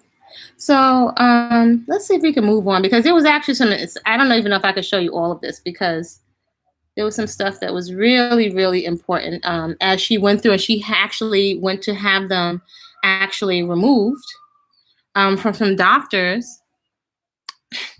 was crazy. One of the doctors that she went to, that she was going to have the implants removed, right before she was about to have the surgery, his office was shut down. And there's a term for it. There's actually a term now for it. When you remove, I think it's called explant, when you go to have the implants removed. So my concern is primarily for the young women out there who we feel so desperate for attention, validation, for money. You know, as I've traveled and seen, you know, a few countries, I'm always looking to see how are we faring in the world? How are Afro women? How are young women? How are women in general? How are we faring in the world? And a lot of the times I see sometimes, you know, young women, sometimes a lot of prostitution and turning ourselves out, which is, it's money, money, money, money, money. It's our wounds, our inas, being exploited. And it's like, it's a vicious cycle. And so these are all the things I think of when I think of Afronomics. That's what I'm calling it, and Afroflowernomics. It keeps evolving because this is how much of an industry. And this is something that globally we could actually be using to thrive and secure ourselves, right? Because when I say secure, literally, security is a fact of life. And then also generational wealth that's dependent on us. It's mostly women that are going to go and beautify and get our hair done. No matter what situation we are, we're going to manage to find a way to get our hair done. So there's a whole industry around this unique texture that we've been conditioned to run away from and to X-nay off our heads. And here's the other thing. I have never had a natural hairstyle where I did not get compliments. When my hair was a little short, peach fuzz. We need to share some of those. And I had really short hair, like a Caesar with designs cutting it. I have never felt more beautiful. My first natural hairstyle, aside from a little small child, my return to natural was Senegalese twist, and it was way before. This was not popular at all. It was one of my homies in high school who, she was very ahead of the times. And one of my other friends who, my god sister, was very fashion forward. But my friend put me on to Senegalese twist when I had the jerry curl. My last chemical in my hair was a jerry curl. And I saw her hair and I was like, wow, what is that? She had yarn twist, Senegalese twist back then. And she put me onto her friend, which was an African sister who was doing hair out of her house. And her hair was so stunning. I went and I got that. And that was a shifter. In addition to my god sister, who was very, very dear to me. She was rocking the pillbox cut and the slanted cut and the Nefertiti way back. And there was a natural hair cutting salon called Cashapp back in the day. And it was also a brother that had a shop called African Trendsetters who first cut my last perm out of my hair. I never felt more beautiful. And I'm extremely confident. If this is hanging on by a shoestring, I'm not going to do the chocolate bozo, the clowness. I will cut this off and feel totally confident. I might rock a little bit of henna, natural henna on my scalp, but I would rock it bald. You know, so we have options. You have options. And you're to be grounded in your confidence, to know that you can do whatever you want. Like, it's a beauty mark. This is a beauty mark. We're cutting off the very thing that makes us so unique and stunning. You are stunning. When you're healthy, you are stunning. Yeah, I could go put some makeup on. I'm feeling myself by choice. And my breasts they're going to age. Let me say it. It's going to age, even with the best upkeep. It's going to age. What about your vitality and how you feel about yourself from the inside? Who has it in their interest for you to feel healthy and esteemed from the inside? That's going to be you. Folks out here don't care. They don't care. They do not care. Principal Jen, I'll give you original Jen. This is from me. This is from Auntie out here. Yes, I embrace being at the auntie phase. Yes. No, we do not put ourselves in a harm's way over here, my nieces. I don't tell grown folks what to do, but I invite you because it could save you a whole lot of time. All the sweet nothings in your ear. Nobody is that fine. And I've dated one of the most beautiful men on the planet, professional bodybuilding. Nobody is that fine for you to put your precious genitals in harm's way. Nobody. See, this is another form of birth control. I'm gonna give you a gem of birth control. Nobody's that fine. People are not going to tell you their own insecurities. They're not going to tell you about the STs that they have. They're not going to tell you. You're not going to be able to see initially their instability or their issues. They're not going to tell you that. Why would somebody tell you that? A lot of times folks are trying to overcompensate for insecurities with their, with clothes. And they're not going to tell you. They're going to insecure folks will justify in their brain the hiding of the truth or not sharing certain things. And then it's after the fact. It's too late. 14 years old, one of my best friends came to school after the Christmas holiday pregnant. I was so naive. I didn't even know what the hell was going on. Green. Who did it? Somebody in the neighborhood that was much, much older than her. Nobody's going to tell you about the radioactive fallout. People are not going to be honest with you, young ladies, if there are any on this channel. See, let's save you some. It's not worth it trying to follow. People don't have a problem sharing a toxic treat. People want company and being high and lethargic. People want company and being where they are and being complacent where they are. People, beware of anybody sharing a toxic treat with you, because improper decisions or decisions made in error will take you way off your trajectory. You'll totally forget that you wanted to dance. You'll totally forget about your business endeavors. You'll totally be off your trajectory, especially as a woman, and men folk too. You'll be far off. And the orgasms, they don't last long. And somebody could sleep with you and not like you. People are not going to tell you this. I feel for the young men too, trying to keep up with the Joneses. These artists do not care about you. Everybody's rushing to get to the bag at the expense of the rest of the young people that are coming along. As long as I got mine. These people now telling you in their music, just get the bag by any means necessary, even at your expense. And as long as they're okay, then people don't care about you. So vetting process. Let's kick in the common sense. Folks don't mind you being an alcoholic, a drug addict, and your organs, your reproductive organs, be turned out every which way to Sunday. And folks are busy following all these different camps on YouTube and social media. Because everybody wants to belong to something. That's natural, but your natural desires are being exploited. And then, no offense. I hope you're not offended. Don't count on the church. Because there's also a breeding ground for narcissists. And let me also say this to young women. Something for us to perhaps consider, that we're contributing. The narcissists that you're starting to encounter, we're also contributing to the breeding ground for narcissists when we're parenting unintentionally and not enacting a thorough vetting process. You may not be qualified or thoroughly prepared to be a parent. And as one of my good friends said to me, shout out to her, way ahead of her time, you will possibly contribute to a menace to society because they can't get the proper lap time, not just the clothes, and you just winging it. You're just going to wing it. No preparation, unstable, partner's unstable, but you're just going to wing it and hope for the best. Look around. How has that been working? How's that been working as for winging it? We just gonna eat whatever and just wait, hope for the best, and later be crying about cancer, lymphoma, depression. But we're winging it when it comes to our body. We're just gonna wing it. We're just gonna wing it. So I feel intuitively like there's a lot of lessons in here. I finally felt like I was comfortable with doing the removal, and I was excited to just get it over with. And now it just feels like I now have to start from scratch because I can't wait until fall to do this.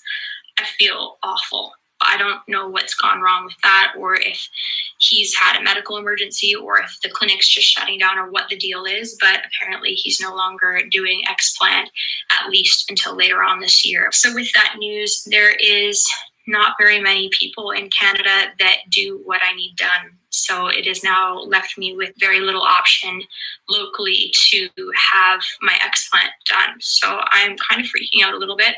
Traveling for surgery is hard enough to begin with, as well as it is going to be about 3 times the cost, having to travel, pay for airfare, pay for a hotel, pay for the surgery in US dollars. So I'm kind of freaking out, to be totally honest. That's where I'm at. I thought that I would update you guys. This vacation that we're on has not been much of a fucking vacation, I will say that. Yeah, I thought I'd update you guys. So when I have more information, I'll share that. But this is where I'm at. So at that point, I knew that I wasn't going to be able to go local for my surgery, and I started to look into some of the top explant surgeons in the United States. I decided on Dr. Chun because of 2 things. The first being that he is regarded as one of the top surgeons for that, as well as he was the closest surgeon for me to visit. It was much closer than going across to Ohio, where Dr. Fang was located, and she was my first choice. So I had a phone consultation with Dr. Chun, and after that consultation, I decided to put down a deposit and book a surgery date. And my surgery date was actually for, I think it was in September of this year. Okay. But it asked to be put on. So there's something that I'm going to address here. Again, this is our impromptu beauty conference, beauty safety conference, but nobody's going to tell you. What did she say? I put down my deposit. Now, I just want to address something. This is your auntie. Anything I say not the truth, please leave right here or comment respectfully. Many young Afro women globally in the inner cities may likely not have access to resources and their parents to support them and give them the money to have the surgery in the first place, let alone to have them removed, right? And if she's a YouTube star, maybe she has, access to the resources. Many of our young men that are also having alterations are doing all kinds of things to get the money for these surgeries. And so then we have some governments now that are paying for the surgeries to have things put in, not removed. Right? So a lot of times when we're looking at other people as if we're having, no offense to other people, we're all humans, having the same experience. We're not all having the same experience. So again, with the celebrities that we're mimicking, right? Or other human beings, we're mimicking. You may not be in that situation. Trying to keep up with the Joneses, trying to keep up with someone who's on social media, who's an Instagram model. I remember when I was a young girl. I don't know if I was around 15 or 16. I don't know how this occurred to me. How was this processing? Everybody wanted to be a model. Still today, every young girl wants to be a model. What does that say? Let's unpack that for a minute. We want to be a model. We want to be a model. We want acknowledgement. Quite often we want acknowledgement from our male counterparts. Could it be perhaps that there's something speaking to our relationships with our fathers, or not having that protective and safe male energy, and wanting that acknowledgement and being doted on, and somebody just to tell you that you're pretty. In your quiet moments, you don't have to say nothing. How many women and how many boys have put ourselves in harm's way, seeking validation, acceptance? This group didn't accept me, so now somebody accept me. Somebody please accept me. Even this young man who's calling himself Little Nas. So I used to love Nas, by the way. Shout out Nas. But he's calling himself Little Nas. So I have a tendency to look at both sides and to be a researcher. And arm is falling off over here. The young man, I had no interest in watching the whole video. However, my curiosity, just like with the whole cuties thing that came out, look at both sides. I have a thing with researching. And I read an article where he said basically he was basically acting out or speaking out against all the people, the hypocrites in the church and the community who basically,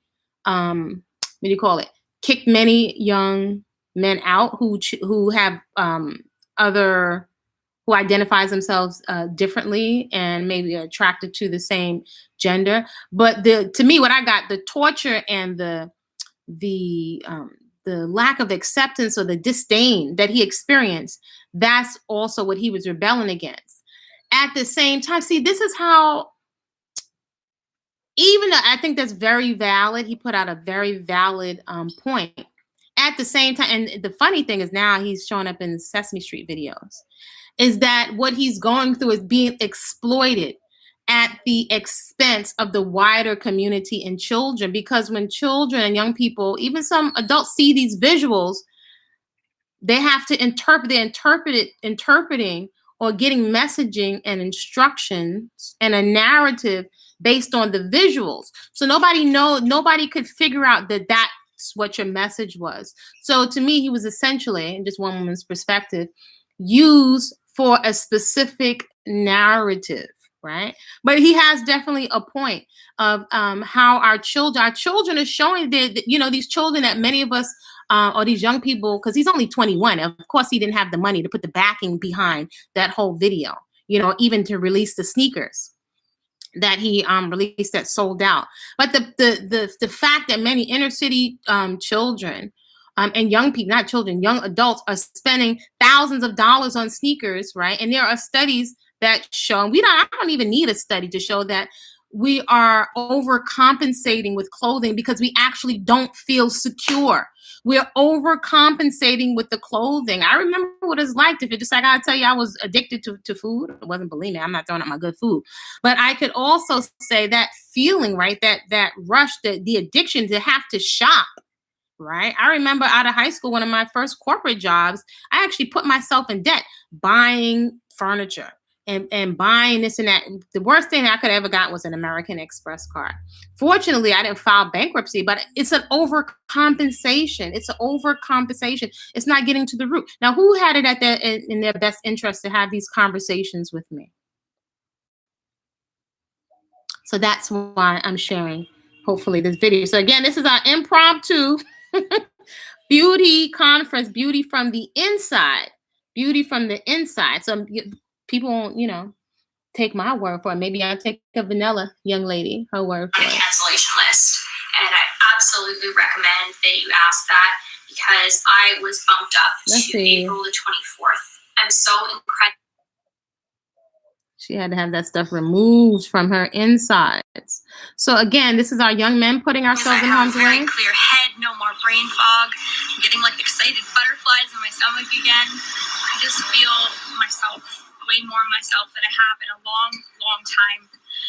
This morning, I took my first shower, and it was awesome. I feel great. It was kind of strange having jiggly boobs again. Like, they're tiny, but like they move.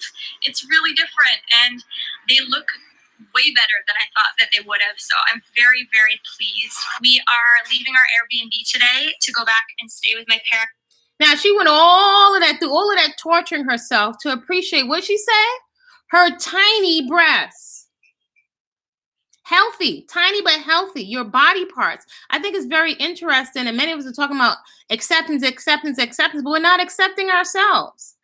So that's why I'm big on radical self-acceptance. So we're going to move on from her, because, in our little beauty conference today, yeah, this is going to be a little shorter for you. Because what's the saying? We can show you. I can show you, but I can tell you. That's what my mom said. Oh, they say, now you have to. We have yet another. Well, I don't even know if you can show this. They said it has, but it's on YouTube. And she had it distributed throughout the entirety of her body. So she has a lot of the silicone up here in the upper third, in the middle third, and the lower third. So it's all throughout the body. And she also has some in the lateral thigh here in this region. So it's causing her a lot of pain, a lot of discomfort. Discomfort not only in the buttock, but the pain localizes in the buttock and then spreads down her legs, both of her legs. She doesn't have any specific back problems like ruptured discs or anything. So we have to assume it's the silicone that's pressing on the nerves in the buttock, leading down to the back of the leg. So what I'm going to do is, since there's so much silicone throughout the entire buttock, I really can't get it all out with liposuction. So what I'm going to do is I'm going to lift the buttock up, go down, carve out all this silicone that's just sitting there, and then raise up the buttock, and then close it through that incision. So there are two ways to get the silicone out. One with liposuction. In this case, there's too much, so we have to cut it out with an incision by making this incision on top of the body. So let's go to the operating room, and I'll show you how we do it in Beverly Hills. So basically, we want to do some liposuction out here, okay? And I'm injecting tumescent solution. Tumescent solution will float the fat. Okay. Minimize the bleeding. Hold on, I have to just pause. Hold on. Let's get a glass of water.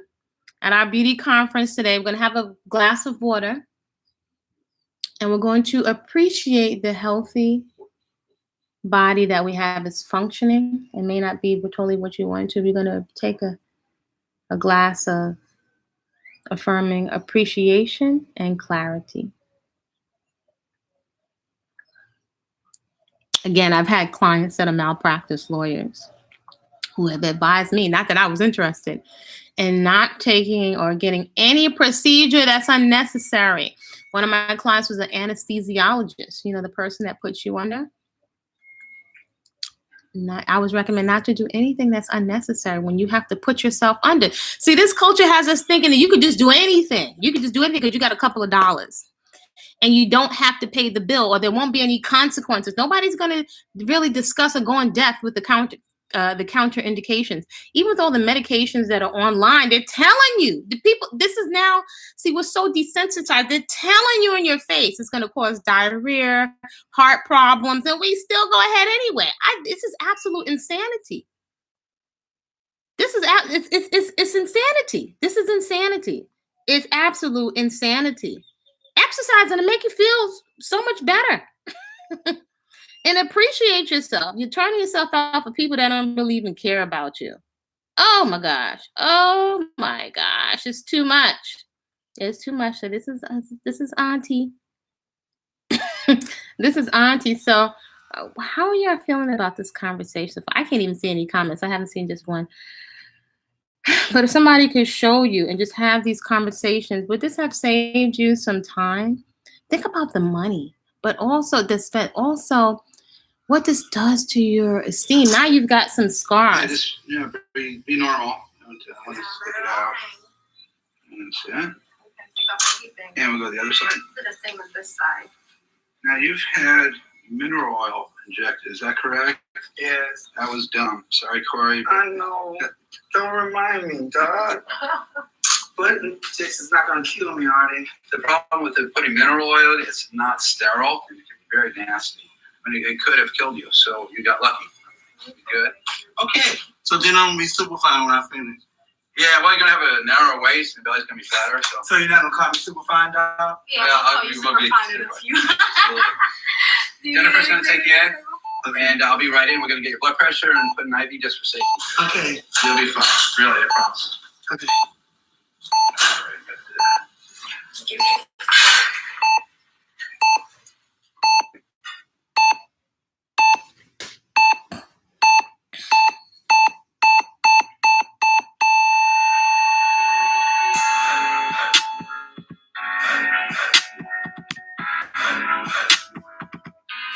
Over the past decade, Now, I just want to ask a question. We have never had a problem with our backsides. Even if you felt so, that was never an issue in the Afro community. Ever. Caribbean men, Nigerian men, I've encountered, always we got our stuff, but this wasn't our issue. We didn't have an issue with this. So y'all gonna sit here and tell me that we're not influenced by social media? Do you think because you're a grown adult, you're not affected by social media? You've never screamed at a movie screen in a horror movie? This is one of our young men who's allowed himself. So as I understand the Fair Use Act, you can, for educational purposes, you can share or your commentary on these videos. This is one of our young men of our community. Right, this is for educational purposes. So I think what's also interesting, the reason why I'm doing this is because as an Afro woman, for me to put this out here, just like, you know, what we see happening with, you know, so-and-so tality with the popo, if it's coming from another source, it tends to have more credibility, right? Not if me just, me, I'm not the professional, whatever, right? But if it's coming from somewhere else, you notice the young man said, you mean to tell me, doc, there's a certain level of respect when you got to have letters behind your name now today to say anything, or maybe to perhaps avoid a fine, right? But if it's coming from a mother of the community, we're not qualified to say anything. So this is one of our young men, and he's allowed himself to be videotaped in his removal. And did you hear what the doctor said? He said, Corey, he said that was dumb. He had mineral oil injected into his buttocks.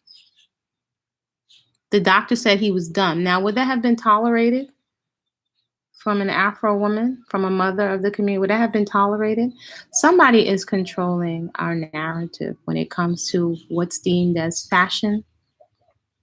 Some of the laws right now that are being revised that are coming out around the safety of women. So I get why all of this, people are doing whatever and all this fluidity, and I don't get that. All of that is not my business.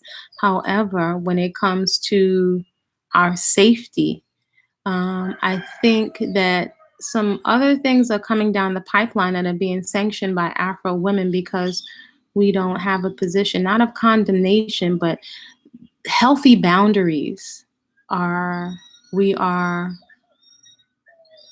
giving up our healthy boundaries of safety and also private spaces, right? Where we can have these a lot of these conversations are not being had anyway. But anyway, here we go. Across the country have become obsessed with ballooning their butts. Nowhere in the States is the trend more ballooning their butts. No offense.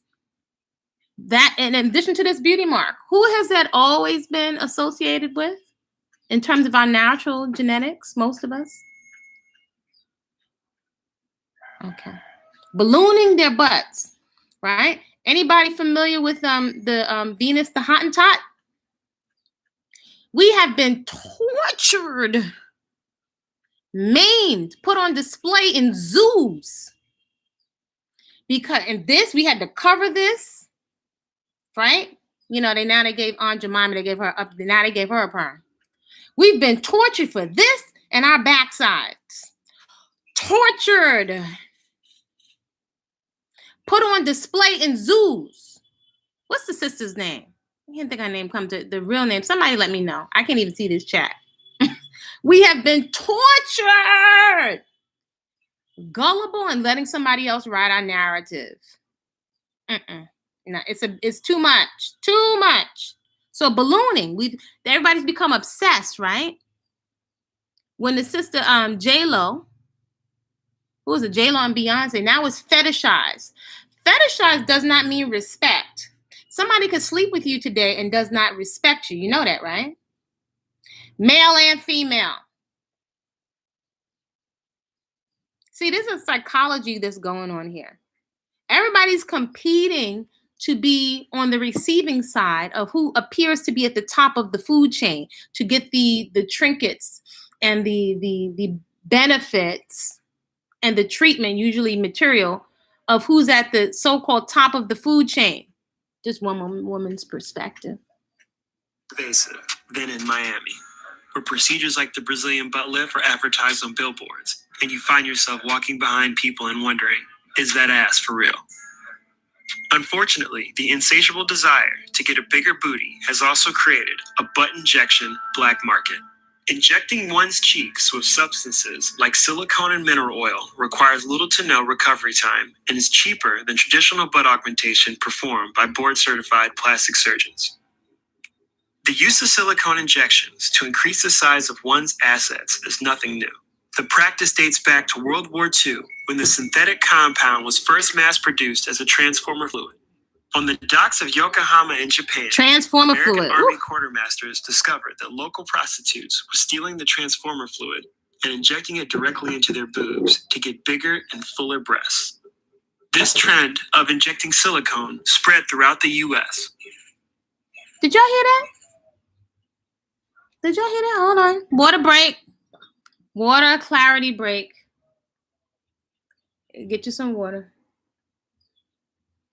I'm going to speak a little Ebonics today. Get you some water. Water, as one of my English clients said. Why do you say water? Water. It's water. I was like, this we say over here in Brooklyn.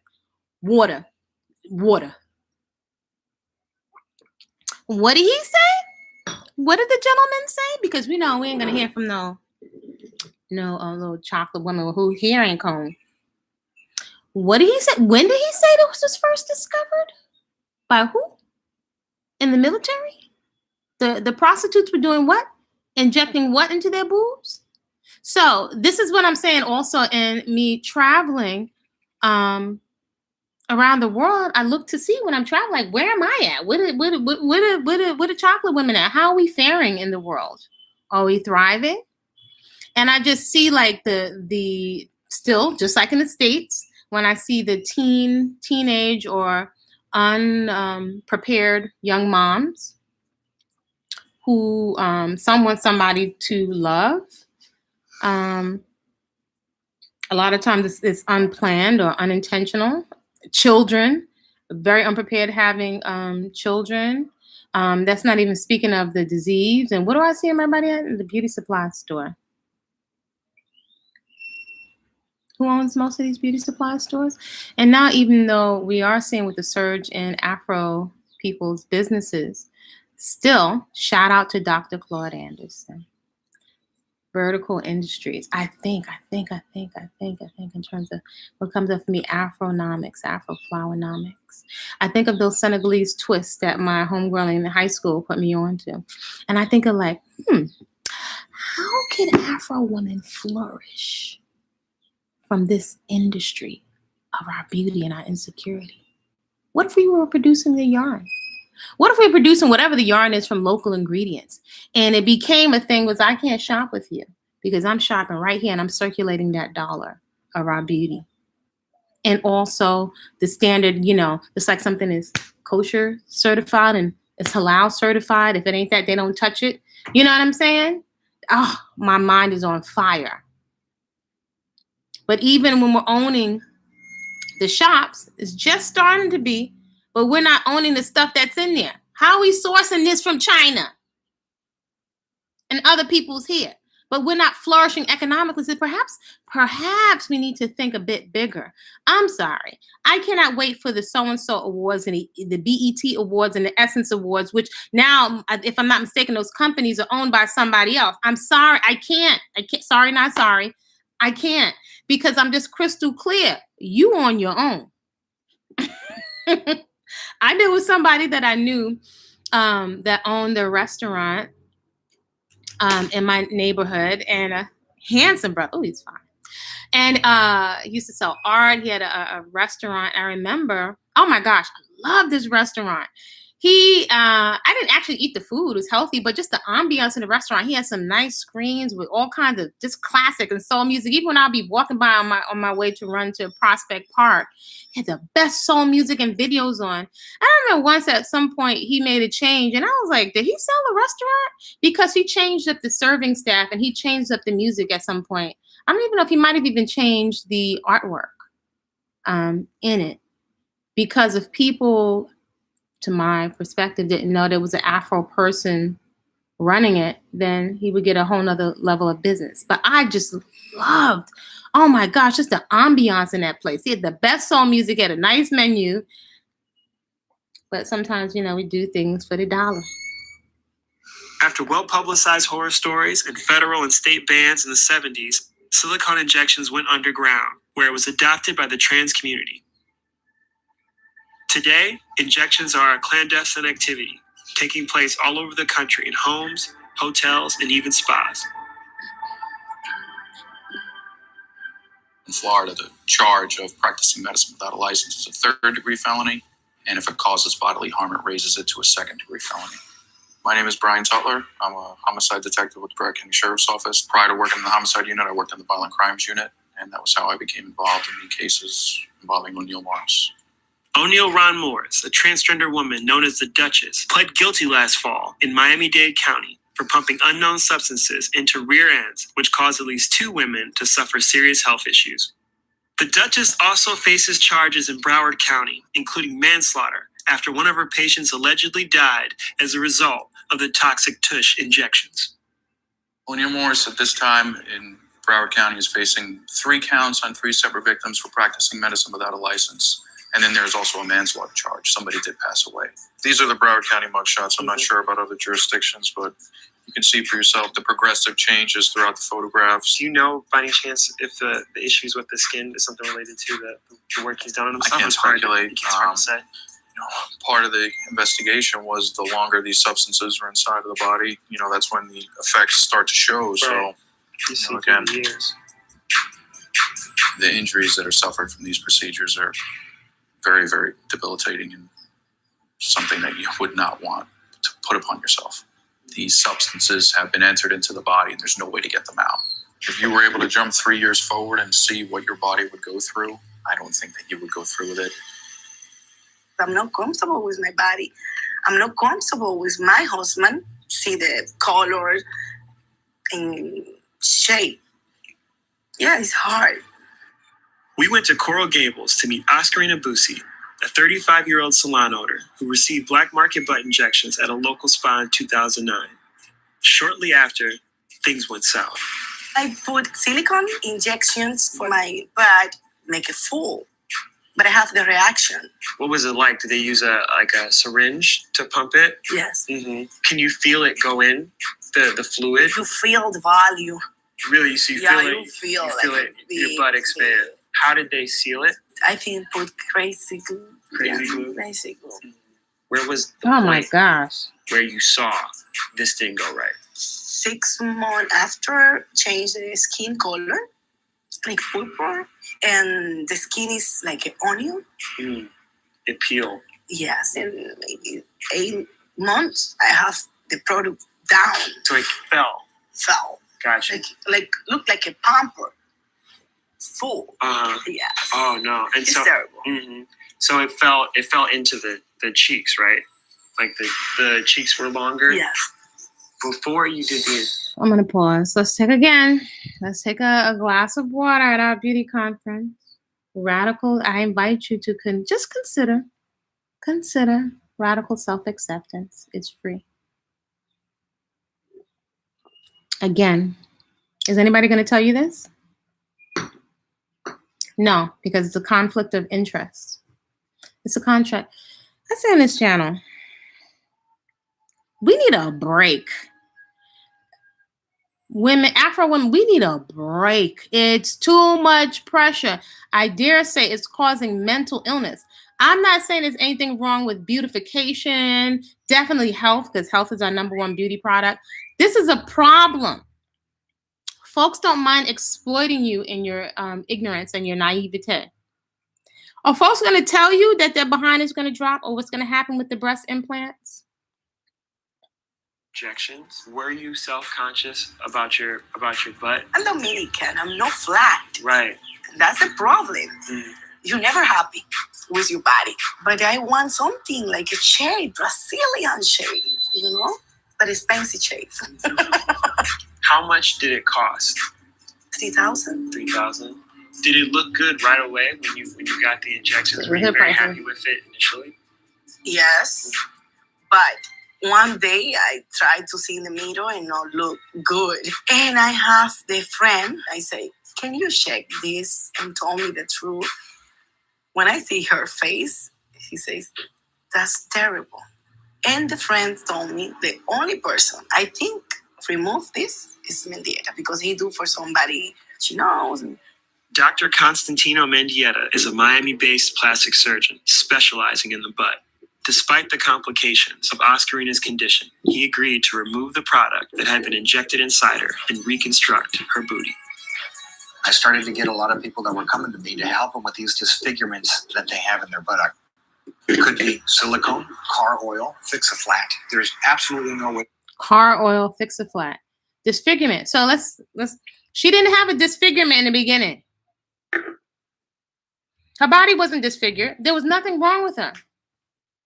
There was nothing wrong with her. There was nothing wrong with the young man. This is my. There's nothing wrong with you. When I cut my hair, that jerry curl out of my hair, right? I felt like, I will never forget that moment. I felt beautiful stud. I was like, wow, that's me. Like, look, I don't have to do anything to myself. I don't have to buy 4 different shampoo, conditioner, curl activator, moisturizer, greasy collars, lean against the window on the train, leaving Jerry curl juiced hair. It had a smell to it. All of that money they got, it's on a whole stroll. There was nothing wrong with her. There is nothing wrong with you. There is nothing. You popped out onto this existence. Perfect. The very fact that folks are doing butt injections, this is crazy. Folks are mimicking us. We're already perfect. This is absolutely crazy. We're paying to disfigure ourselves. You know how much the time, energy, the money, this could be put. You could be somewhere dancing. You could be somewhere traveling. You could be somewhere purchasing some land or something, having another kind of experience. You could keep your genitals intact, free of disease. Who has it in your best interest to be free of disease? Not these music artists. They're going to have you screw your life away. And you may allow it. After the fact. I am Dr. Constantino Mendieta, a board-certified plastic surgeon practicing in Miami, Florida, the heart of Metropolis. Was there a moment, like a moment where you booty moment? Yeah, like a booty moment. You're like, yo, I want to focus on the booties. I was more of a leg guy, but then the legs come up and they got to end on something, right? And so I found the ending of the legs, and I said, my God, this is unbelievable. And I've dedicated almost 80% of my practice to reconstructing booties in America. So we start off with the buttock, and then what happens is I take my little magic tool and my eraser, and what I start to do is that I start to erase away. Oh, it's like Photoshop, but for... Yes, but for the booty. Yeah. I start to add some fat when needs to be added. What is the key ingredient to all this? There's 4 shapes around the world of butts. The A shape, which is the prettiest, square shape, there's the V shape, and then there's the round shape. The most important thing is the ratio. Did you hear what this man just said? Did you? He said, what's the prettiest? What did he just say was the prettiest, y'all? What did he just say was the prettiest? Did you hear it? Whose genetic shape is that naturally? And some of my, the Asian folks that I've worked with, like I've worked with all kinds of people from all walks of life, all different cultures. Confidence is attractive. Like some of the Asian women are this big and consider themselves fat. Wow. Stunningly beautiful as they are. Like all the different flowers in the garden are absolutely stunning. Health is stunning. Everybody wants something that is somebody else's. And I get it. Even in ancient, in Kemet, which people call, Egypt, people wore wigs. And, I've even learned, and I'm still growing and I'm still growing in my points of view. And I think, you know what? I'm not going to demonize somebody wanting to dress up and, experience something else. But that's one thing. But there's a distinction when you really don't like yourself. Right. And you don't feel good. If you take that stuff off, you feel away. That's why, I've shared on this channel. I went through a period actually of years where I took everything off, and I wasn't even a big makeup wearer. I took off my earrings and I took off all jewelry. I took off everything. I really mostly only wore mascara and some lip gloss. Maybe if I was going out, I put a little bit of foundation on, but I took everything off because I noticed the dialogue, right? When I was listening to dialogue, like, ooh, I got to put that on. I don't feel like this or I don't feel like that. That's why I took that off as an exercise. I took everything off. No nail polish, no nothing. Just for me. I'm not telling you what to do, to be able to sit with myself. And observe the voices and where this stuff is coming from. These messages, where are they coming from? Like, wait a minute. Some of that stuff is not me. It's being projected into my psyche. 0.7, right? It's a smaller waist to a little bit of a bigger hip, but there are cultures that have different styles or interests. If you take the Latin woman, she likes to have more of a heart shape, like a Jennifer Lopez. The Caucasian woman tends to like the Jessica Biel. Mm-hmm. The African Americans tend to like it big. They like a small waist and a big booty. And they like more of a shelf, where there is more fullness up on top. There's 3 different ways that you can enhance the buttock. But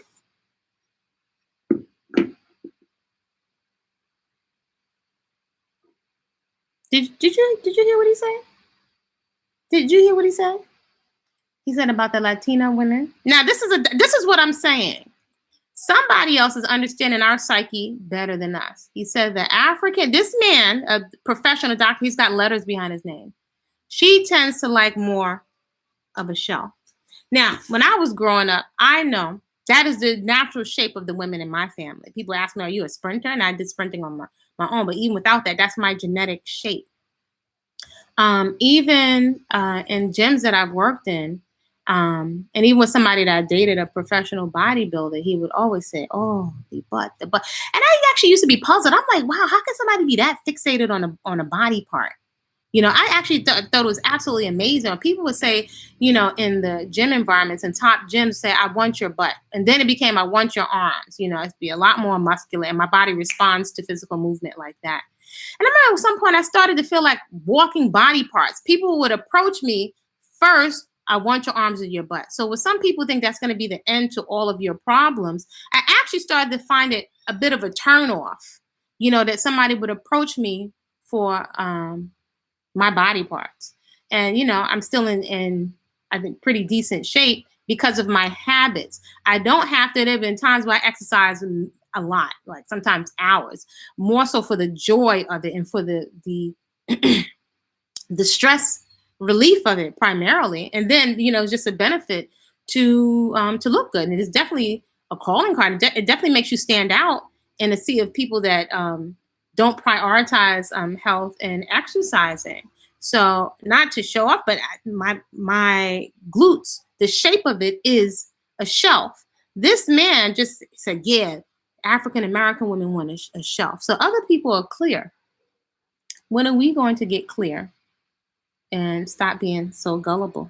And I don't want to demonize it. I understand the root. I think it's important to get to the root of where it's coming from. You gotta remember that it's not just about making it bigger, it's about making it shapelier and prettier. Right. Number one is to use your own body. What did he say? Make it shapely and prettier? That's from exercise and not from putting garbage in your body and substances that are masquerading as food.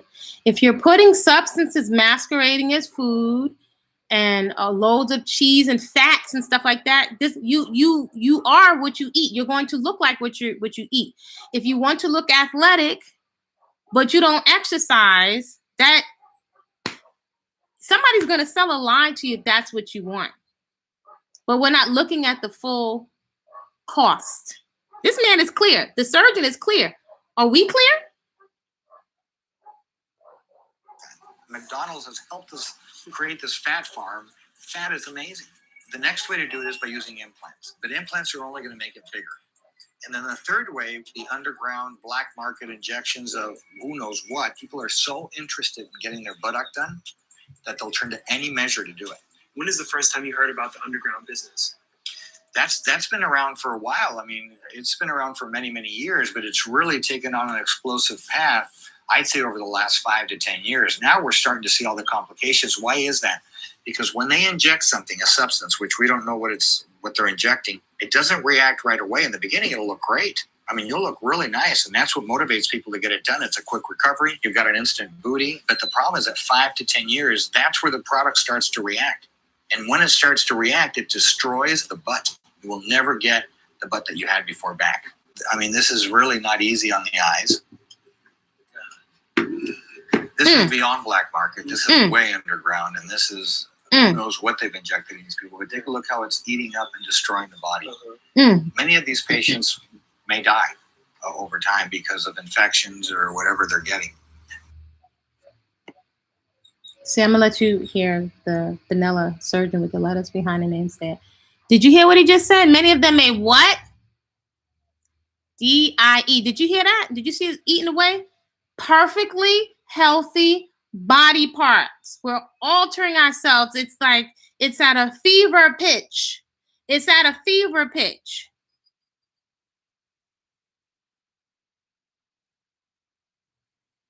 By the time we're done, we have no eyelashes. But then don't worry. They got a solution for that. We're plucking out our eyelashes so there's no more. Destroy them. It's an anxiety. Don't have any more eyebrows. Putting dangerous chemicals in our face. Well, I remember it started with the bleaching creams. Is eating fruits and vegetables, is it that horrible?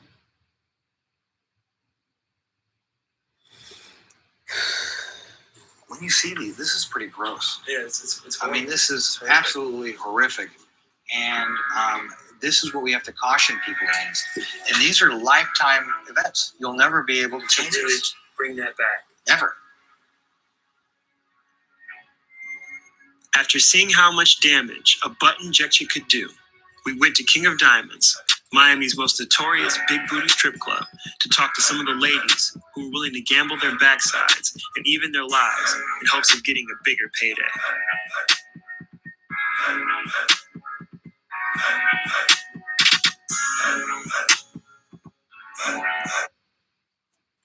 In order to get a what? A bigger payday. So this boils down to validation, insecurity, and money. So as we throw the terms around, king, queen, our ancestors did this, and we did science, and we did pyramids. You mean to tell me we can't come up with anything else to sell? The drug game is tired and it's old. If you're still in that outdated, foolish.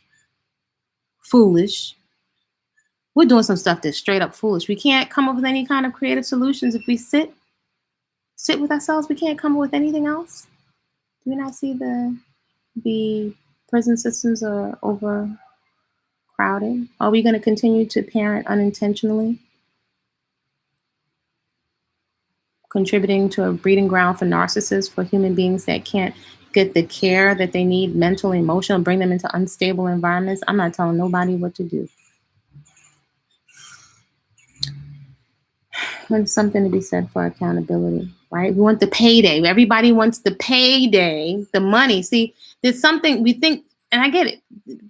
Money, that's a reality, but that it's not everything. And there are other ways to be creative with money. Now we've been forced, universe has forced us to finally open up those homeschools. Now we have actually, Afro businesses are to a certain, this is like a surge. I want to say exploding, but I'm be a little cautious. It's because we've had to, but we always needed to. And this is not being against anybody else. Being for yourself is not being against somebody else. But we won't want to have these conversations. Think of the value of having respectful conversations where we challenge ourselves, because we can recognize that stuff is not healthy and it doesn't work. You know, I'm not waiting for the rap industry to be responsible for the images, right? Because everybody is so drunk and high off some quick money that fizzles out. And you turn around and put the money right back in these industries' hands that don't care about you. The designer brands could give two peach pits about you. I'm just saying. I'm not even saying it. They said it.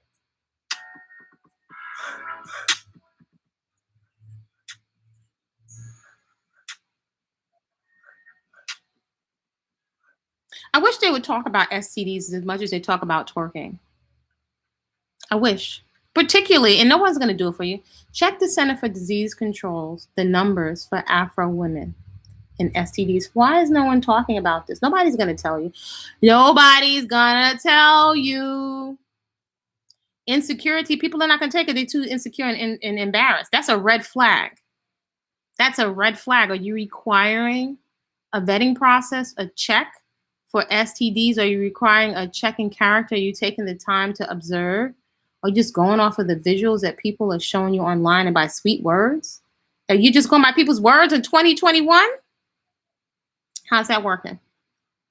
I did some fat transfer. I did my butt. I spent almost $22,000 on my body. Really? Wow. Yes. How much money have you spent on your butt, would you say?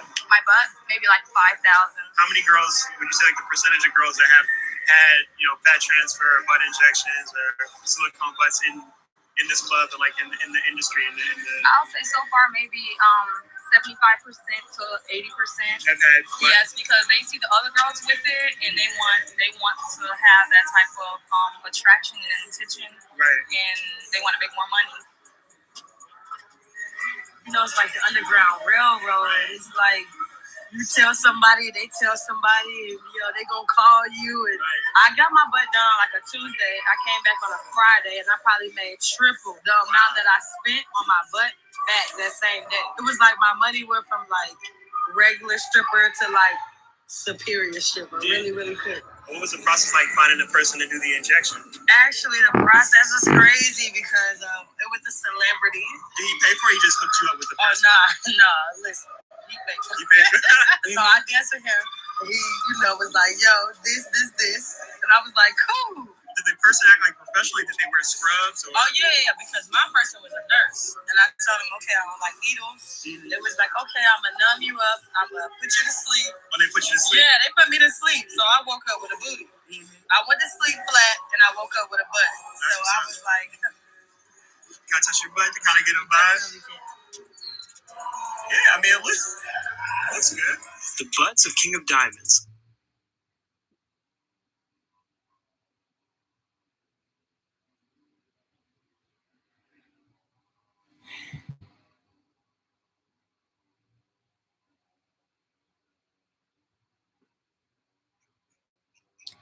The absolute and utter disrespect that not only has been inflicted, that we are allowing. It's like, it's mind-blowing. Can I touch it? Wow. What do you think? What do you think is the trajectory? What do you think these women will end up with the natural aging process? So this to me just speaks to, again, just when the initial thoughts happen to put ourselves in harm's way, sexually or to agree to certain things, I invite you in your quiet moments. Where is this coming from? And I don't know that it's effective to blame men or women. See, because that's short-sighted. That's going to fizzle out. When we accept 1,000% accountability for our own lives, like the trajectory. See, folks are going to show you something short-term. Do you think any of these women are going to tell you that they have esteem issues? We're placing ourselves in harm's way for what? For some cash. What do you think is going to happen with the cash? It goes right back to them. But just like what you're left with. Do you really think this doesn't have an effect on our psyche, our mental, our emotional, our stable? The spicy attitudes that we have. You don't think that that's an overcompensation? Now, again, I'm not demonizing sexuality or sensuality. That's the natural part of life. And playing and grooming and, there's nothing wrong with that. But there's something wrong with this picture. So maybe it's just me. They're telling you, folks are telling you the information there the information is there. So we're having an impromptu, for anyone that's come here, I don't see any comments. We're having an impromptu beauty conference this morning. So maybe you haven't put your face on. Maybe you just have the face that you were divinely assigned. This early, it's not even funny. It's like a nervous laughter. Looked and felt incredible, but I couldn't really enjoy myself because all I could think about was how mangled their asses might look in 5 to 10 years. But how about if your stuff go right? Then what is Duchess? She a god now? Corey Eubanks, Duchess's former friend and customer, was accused of assisting Duchess in her black market business. Corey denies he was Duchess's assistant, but he did plead guilty to misdemeanor charges and was put on probation. I got nervous for you. That was for real. Please knock me out. Hurry up. One's for nausea, one's for pain. I'm probably gonna need a lot for pain. All right. So what I'm gonna have you do is come in the back. We're gonna change into some sexy underwear, and then I'll give you some more information. Okay? Nearly a decade after he got his butt shots from Duchess, Corey is still attempting to get the perfect body. Wow. We met him when he was about to go under the knife again, this time for liposuction. Everyone that does it gets addiction. It's an addiction where you say, now I can fix this, now I can fix that, now I can change this a little. Think about how good you're gonna look. Yeah, I'm ready for that part. Think about that. Okay. I actually got it right here, and I can pull my little pants down. I got it right at the top. So it made my hump a little bigger. Duchess just shot what I know to be now as mineral oil. $1.68 in the grocery store. Mineral oil, regular mineral oil. Do you still have that in your butt now? Yeah. Oh my gosh, this is exhausting. Ugh. Oh yeah, it's pretty hard. I don't think those people are honest with telling you what they use just because it's probably a cheap substance, like $1.68 mineral oil. How many people do you think you referred to Duchess over the years? Probably about 25. Mm-hmm. And you never received any kind of kickback from Duchess? Like, hey, thanks for hooking. No. Mm-hmm. I wasn't looking for that.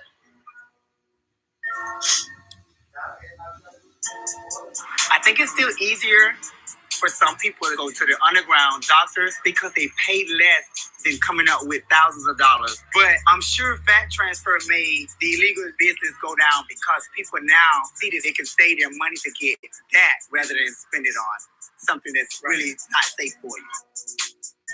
People want to look better, faster, and for less money than it would take if they did it legitimately.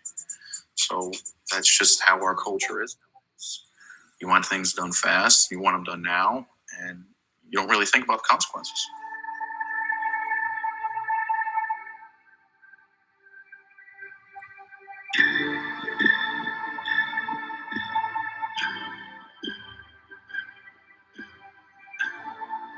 So, how did you feel when the doctor said that, potentially mineral oil could have killed you? When I first did it, I was terrified. Mm-hmm. I was like, why I be one of the ones that get messed up? Mm-hmm. Again, it was just a risk I take it. And it was so many people that I know that had good outcomes. The people that had bad outcomes, I didn't know them. I heard about them. I knew it from the beginning. I wasn't fooled. I just felt like, just like the rest of them, I'm sure that there's nothing gonna happen. Everything's gonna go smooth. I'm gonna be fine, and that's gonna be it.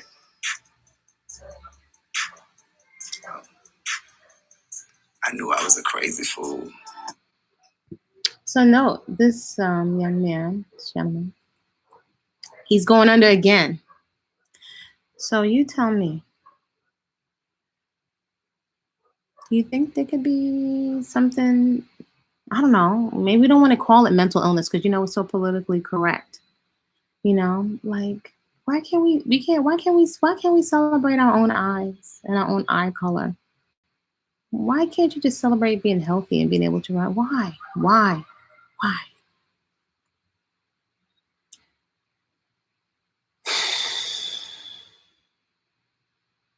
Too much. It's too much. 24 hours at the best. She's not going to make it. Not live another day. April Brown remembers that moment, June 2010, dying in a hospital bed. A staph infection, she says, eating her body away. I really wanted to live, and I just really wanted to live. The one-time cosmetologist was seeking beauty, silicone butt injections. An acquaintance was offering injections at her house at a cheaper price than a doctor's office. The real cost would come later. I was in pain. My butt was hard, and I was itching. When they removed the silicone, did they test it? Yes. What was it? It was bathroom caulk sealant. Bathroom. Bathroom. Stuff you buy from Home Depot. Yes, absolutely. It would take 27 surgeries. I might have to go a little bit higher. My hands just kind of popped out. Did you hear what she said? What did she say? What did she say? How many surgeries? So, excuse me, this is a long video today. You may need to shut it off and go to work. Maybe you'll put it on when you're decluttering. Today, I'm just moving with spirit. I'm going to put this on. Hopefully, this is more than a cautionary tale, but at least a cautionary tale for young women out there, your esteem. Who has your best interest? Only one that can have your best interest is you. Straight up and down. With this, pink nail polish, and I'm like, oh my God, I'm going to lose my hands. I'm going to lose my hands. And her feet. A horror story, and not the only one. What is that? This is a close-up of her right cheek that shows these swollen, red, angry nodules. Dr. Richard Glogow at the University of California, San Francisco shows us what's happening with the patient's face. This is something growing underneath her skin. Yeah, right. Within a week to 10 days of that picture being taken, it looked like this. The body is reacting to the material. The patient thought she was buying an injectable filler to smooth wrinkles and injected it with the help of a nurse. She purchased it off the website pmma.com. The website claims to sell dermal fillers for professionals direct to customers. A similar treatment at a doctor costs nearly $800. The website sells it for just $100. The FDA says only licensed medical professionals can legally make these purchases. For consumers to buy direct, it's illegal. When Dr. Glogow removed the substance and tested it, glass or fiberglass. So this was material that contained material that, the body is not prepared to accept. She injected glass or plastic in her face? Probably. Dr. Glogow doesn't blame the patients. He says in a world where Botox and fillers are now commonplace and where the web offers fast and easy access to the inaccessible, people assume it's just as easy as getting your hair colored. And at the end of the day, it's a medical procedure. As far as April Brown, she's learned to walk with prosthetics and even how to write. But her most powerful skill now is teaching others about her mistake. All I can ask them to do is, when they have that first thought, make sure they have a second thought about it and do a little research, and they won't be blindsided. And they won't be saying, oh my God, I had no idea that a simple procedure like that could leave me with no hands, no feet, and no butt cheeks.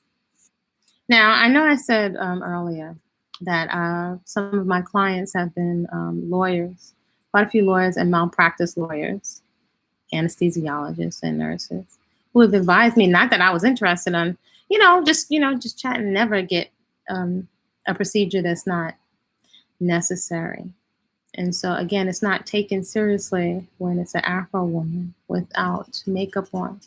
Now, having worked in the corporate environment, having worked in the travel industry, let's be real here. We're gonna keep it real here in our Impromptu Beauty Conference. The world does treat you different when you have makeup on. This is not usually, this is not celebrated. And I love beautification. For me, that's primarily health. However, I feel so passionately for us to take a stand, to stand on your square. Like, it's radical self-acceptance that it could save your life. It could save your life. It could save you from STDs. It could save you from wasted money, heartache. It could save you from putting yourself in relationships with people that don't care about yourself because you're blinded, by the programming, and seeking folks that just don't demonstrate that they're safe or that they really care about you. They can't. The minute that we don't care about ourselves is the moment we have a mentality that puts ourselves in harm's way. See, even with the fitness and the food, it's a mentality. We're not peeping our own mentality. These companies understand our psyche more than we do. Nobody's going to tell you the truth. See, whose best interest is it, to tell you the truth? You're going to get it after the fact? Sister girl don't have her arms and her legs and her feet. But folks may say, oh, you're trying to be a Debbie Downer, or you're hating, or a hard head makes a soft behind. But more so, folks don't have it in your best interest. They just don't. And acceptance of responsibility and acceptance that you're on your own is probably our best bet. Radical self-acceptance. To celebrate yourself and who you are. Celebrate your health. If somebody's trying to sell me a toxic treat or something, they're miserable, or they have lackluster results, I look at you like you have four heads. I'm good. I'm gonna stick right here with this because we have enough stuff going on. People not even talking to you about menopause. Folks are not even gonna tell you about menopause. You got enough stuff dealing for you when it comes to safety and your health and esteem without adding more stuff to the sauce. Folks don't mind exploiting your insecurities. Not cults, not doctors, not people looking to sell you some fake protein powder. Homework assignment, flowers and herbs out there. I want you to look up a documentary called Bigger, Faster, Stronger. So you can see when people ask me about protein powders, I want you to see that they're, you can sit right in your living room and make a protein powder that is not even regulated by the FDA. Take it from somebody that's done every protein powder on the market. See, that's why I'm just on food, exercise, relaxation, and healthy boundaries. Sometimes you think you're missing out on something. You're not missing out on it. Folks are not going to tell you that. Folks are quite often want to see right where they're at because it's true. I don't know if I want to say misery, but people just like company and whatever it is that they're doing. Folks don't have no problem sharing a crack rock. Or their liver is shot. They don't have no problem sharing their drinks. No offense. If you do that, no offense. I ain't demonizing none of that. Awful. Kyung Ma joins us now. Kyung, can we go back to this PMMA.com website? There is an interesting development with that. What did you learn? Well, we kept emailing them and trying to reach them via telephone. When we called them on the phone number listed, no one ever answered. When we emailed customer care, we did get an unusual statement saying that it's about product. It's not about product, it's about procedure. It was a little hard to read into that email. But then I want you to take a look at what happened. A couple of days later, when we logged onto the website, all we got was a blank screen. It appears that the website has been scrubbed. The expectation here now, Don, is that they're probably gonna pop up again, another website, trying to sell this stuff, but under a different name.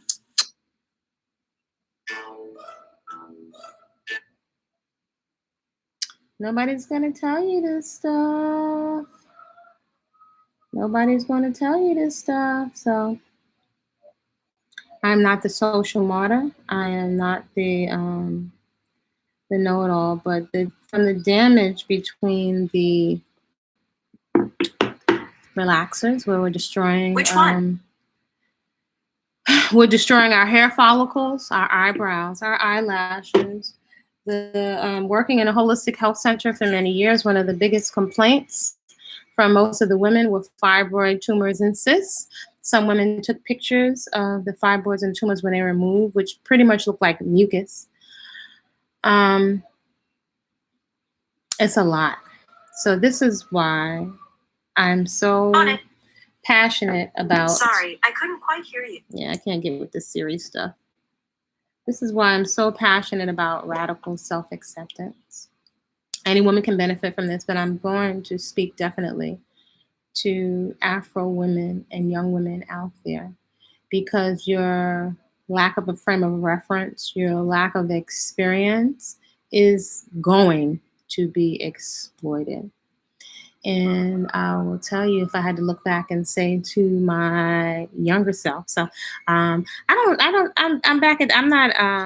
by no means, I like my age and I like myself and I do like the mystery of our age. Most people don't know what my age is. I don't feel it necessary to share that at this point because there's so much shared on social media. But I will say this, I like my age, I like myself, and I can smile at myself in the mirror just as I am. There's a relaxation and a peace. There's a peace of mind that comes with that. And I have no desire to be a social martyr per se, but I really feel passionately so much time could be saved if these conversations were had. But I also understand many people don't have somebody level-headed or somebody that's not so traumatized themselves that they will tell the truth. And I'm going to tell you, you can save yourself. It's not worth it after the fact to constantly be at an abortion clinic. It's not worth it to have to take medications for the rest of your life. It's not worth it to be stuffing yourself with food and medicating because you're depressed or upset. It's not worth it. It's not worth it. You're already beautiful. Healthy is beautiful. Your unique hair, how you popped out onto the planet with working body parts. This was divinely assigned. It was assigned. to you. To you. And I'm going to say to you, you could change your body if you want to and sculpt it to make it the best you. My hair is never going to look like Valerie June's. At some point, I will be 100. At some point, I look forward to jumping double dutch when I'm 100. Be the best you, your unique body parts. And that's only a part of you. You know, when you're seeking validation from the outside, you're setting yourself up for heartbreak and you're setting yourself up to be misused and abused. People can sleep with you and not like you. So I'm here to invite you to establish some healthy boundaries for who you let into your purse, your panties, and your underwears, and your pocketbook. There's a lot of cults out here. No problem exploiting. I mean, take your pick. It's like a train being running from politicians to religious and pseudo-religious groups. And it might seem like it's quote unquote scary, but when you sit in full acceptance and you choose not to go with the fantasy, and there's a balance. It doesn't mean you can never play up and play and be creative with your look, but just sitting in acceptance of yourself and looking at yourself. You know, we age. That's a part of life. But what about the inside of you? You know, do you feel proud of yourself and the type of person, the type of human being you are? Do you have healthy boundaries for what you allow? Do you allow mistreatment from people? Do you allow people to treat you any old kind? Do you allow, keyword allow? Are you staying in situations where you are putting yourself in harm's way? You're allowing people to talk to you any old kind of way? Do you feel obligated to stay in those kinds of situations? I don't know. You might be in a situation where you have to live a certain kind of way. Is it your priority to orchestrate your exit into a more healthy situation? So this has been I have never done a live this long, but I just felt so passionate this morning because representation matters. Representation matters. I encourage you, I implore you to take the very best care of yourself in the body temple that you have. You won't have it always. At some point, we're all going to lay down this coat called the body, but we're allowing ourselves to be influenced by folks that are not going to tell you the big picture. They're not going to tell you about their butts dropping. Again, people are not going to tell you about the myriad of diseases they have. You need a better litmus test. This is not the season to listen to people's words. Nobody's that fine. Nobody. Not one celebrity that's selling you fantasy. You keep choosing the fantasy and to make your decisions based on fantasy, and you're going to get what you're going to get. And you will be the only one that has to live with those consequences, male or female. It doesn't matter how you choose to identify yourself. I'm more concerned with character, right? And health. When you're healthy, you're beautiful. So that being said, I have been chit-chatting on here. You're welcome to look at the other things that may seem like a brighter, more happier subject matter. There's a puppet series on this channel called Sister Butterfly and Sister Monkey Learn to Eat Better.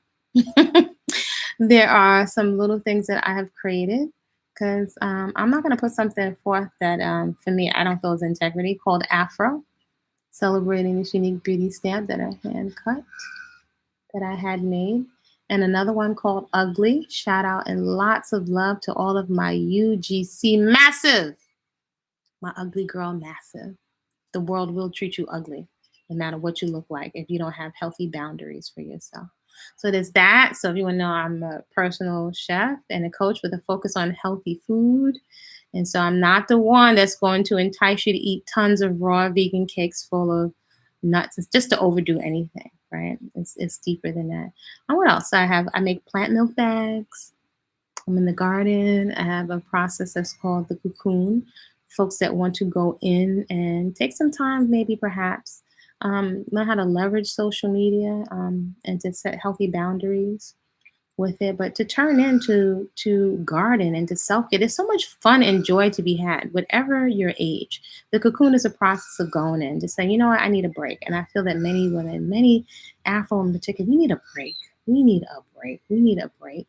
And to really take the time to start to treat ourselves better and to maximize and leverage our health. It's your ultimate beauty product, you know, and to really put cultivate actions that breed self-esteem, that breed a healthy esteem. So that's cocoon.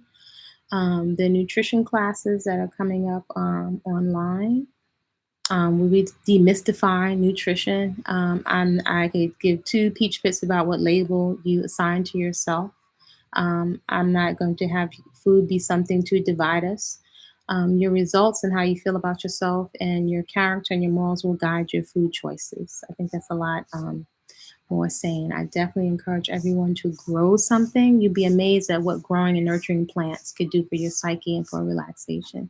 So if it's got something to do with fruits and vegetables and plants and movement, a vigorous joyous movement practice, what many will call exercise, then that is what I am about on this channel. I like to have a lot of fun and joy. There's so many possibilities for folks that might be interested in traveling safely internationally and creating a retreat for yourself, or those that are interested in doing, I think it's once or twice a month, a virtual retreat that is all day from the early day to the late day. And with me, you'll feel free to reach out to me on Body-Culinary, body-culinary.com, or info@Body-Culinary.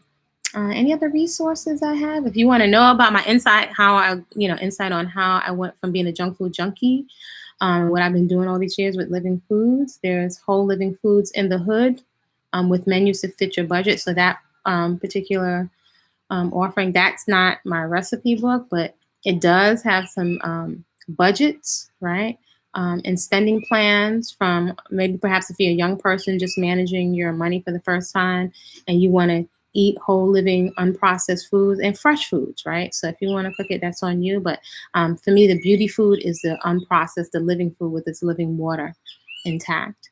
So there are sample ideas of menus of what you can prepare if you're buying all your food in bulk. So I've been doing that for many years. So if you want to see what I was doing with my food and my family's food, there's that resource. There's Natural Beauty No Products. I threw away my shower caddy many years ago. It was very freeing and liberating. And those are some of the resources. There's also Healthy Eating for Men, right? Do have men folks in my family. That's also available. That's a webinar. And if I can think of anything else, those are my sharings and my offerings. So thank you so much for spending time. Those folks have been hanging out now. Maybe you're working from home and you had a chance to tune in. Those are the types of things that I share on this channel. I feel so passionately about representation. And I always, when I look at young people, I see young people as me. So I'm very passionate about protecting young people and having very real conversations. I've had several women and young women reach out to me. I know I had a couple of gems of women that gave me some real, just some laser eyesight that has served me to this day. So do know, folks are not going to tell you the truth. Loving yourself is a verb. We're not loving ourselves if we're putting ourselves in harm's way. So I invite you not to demonize yourself, but to get quiet and to listen and to relax and get to the root of what's driving your behavior. So that being said, create a great day on purpose just because you said so. All right, see you soon.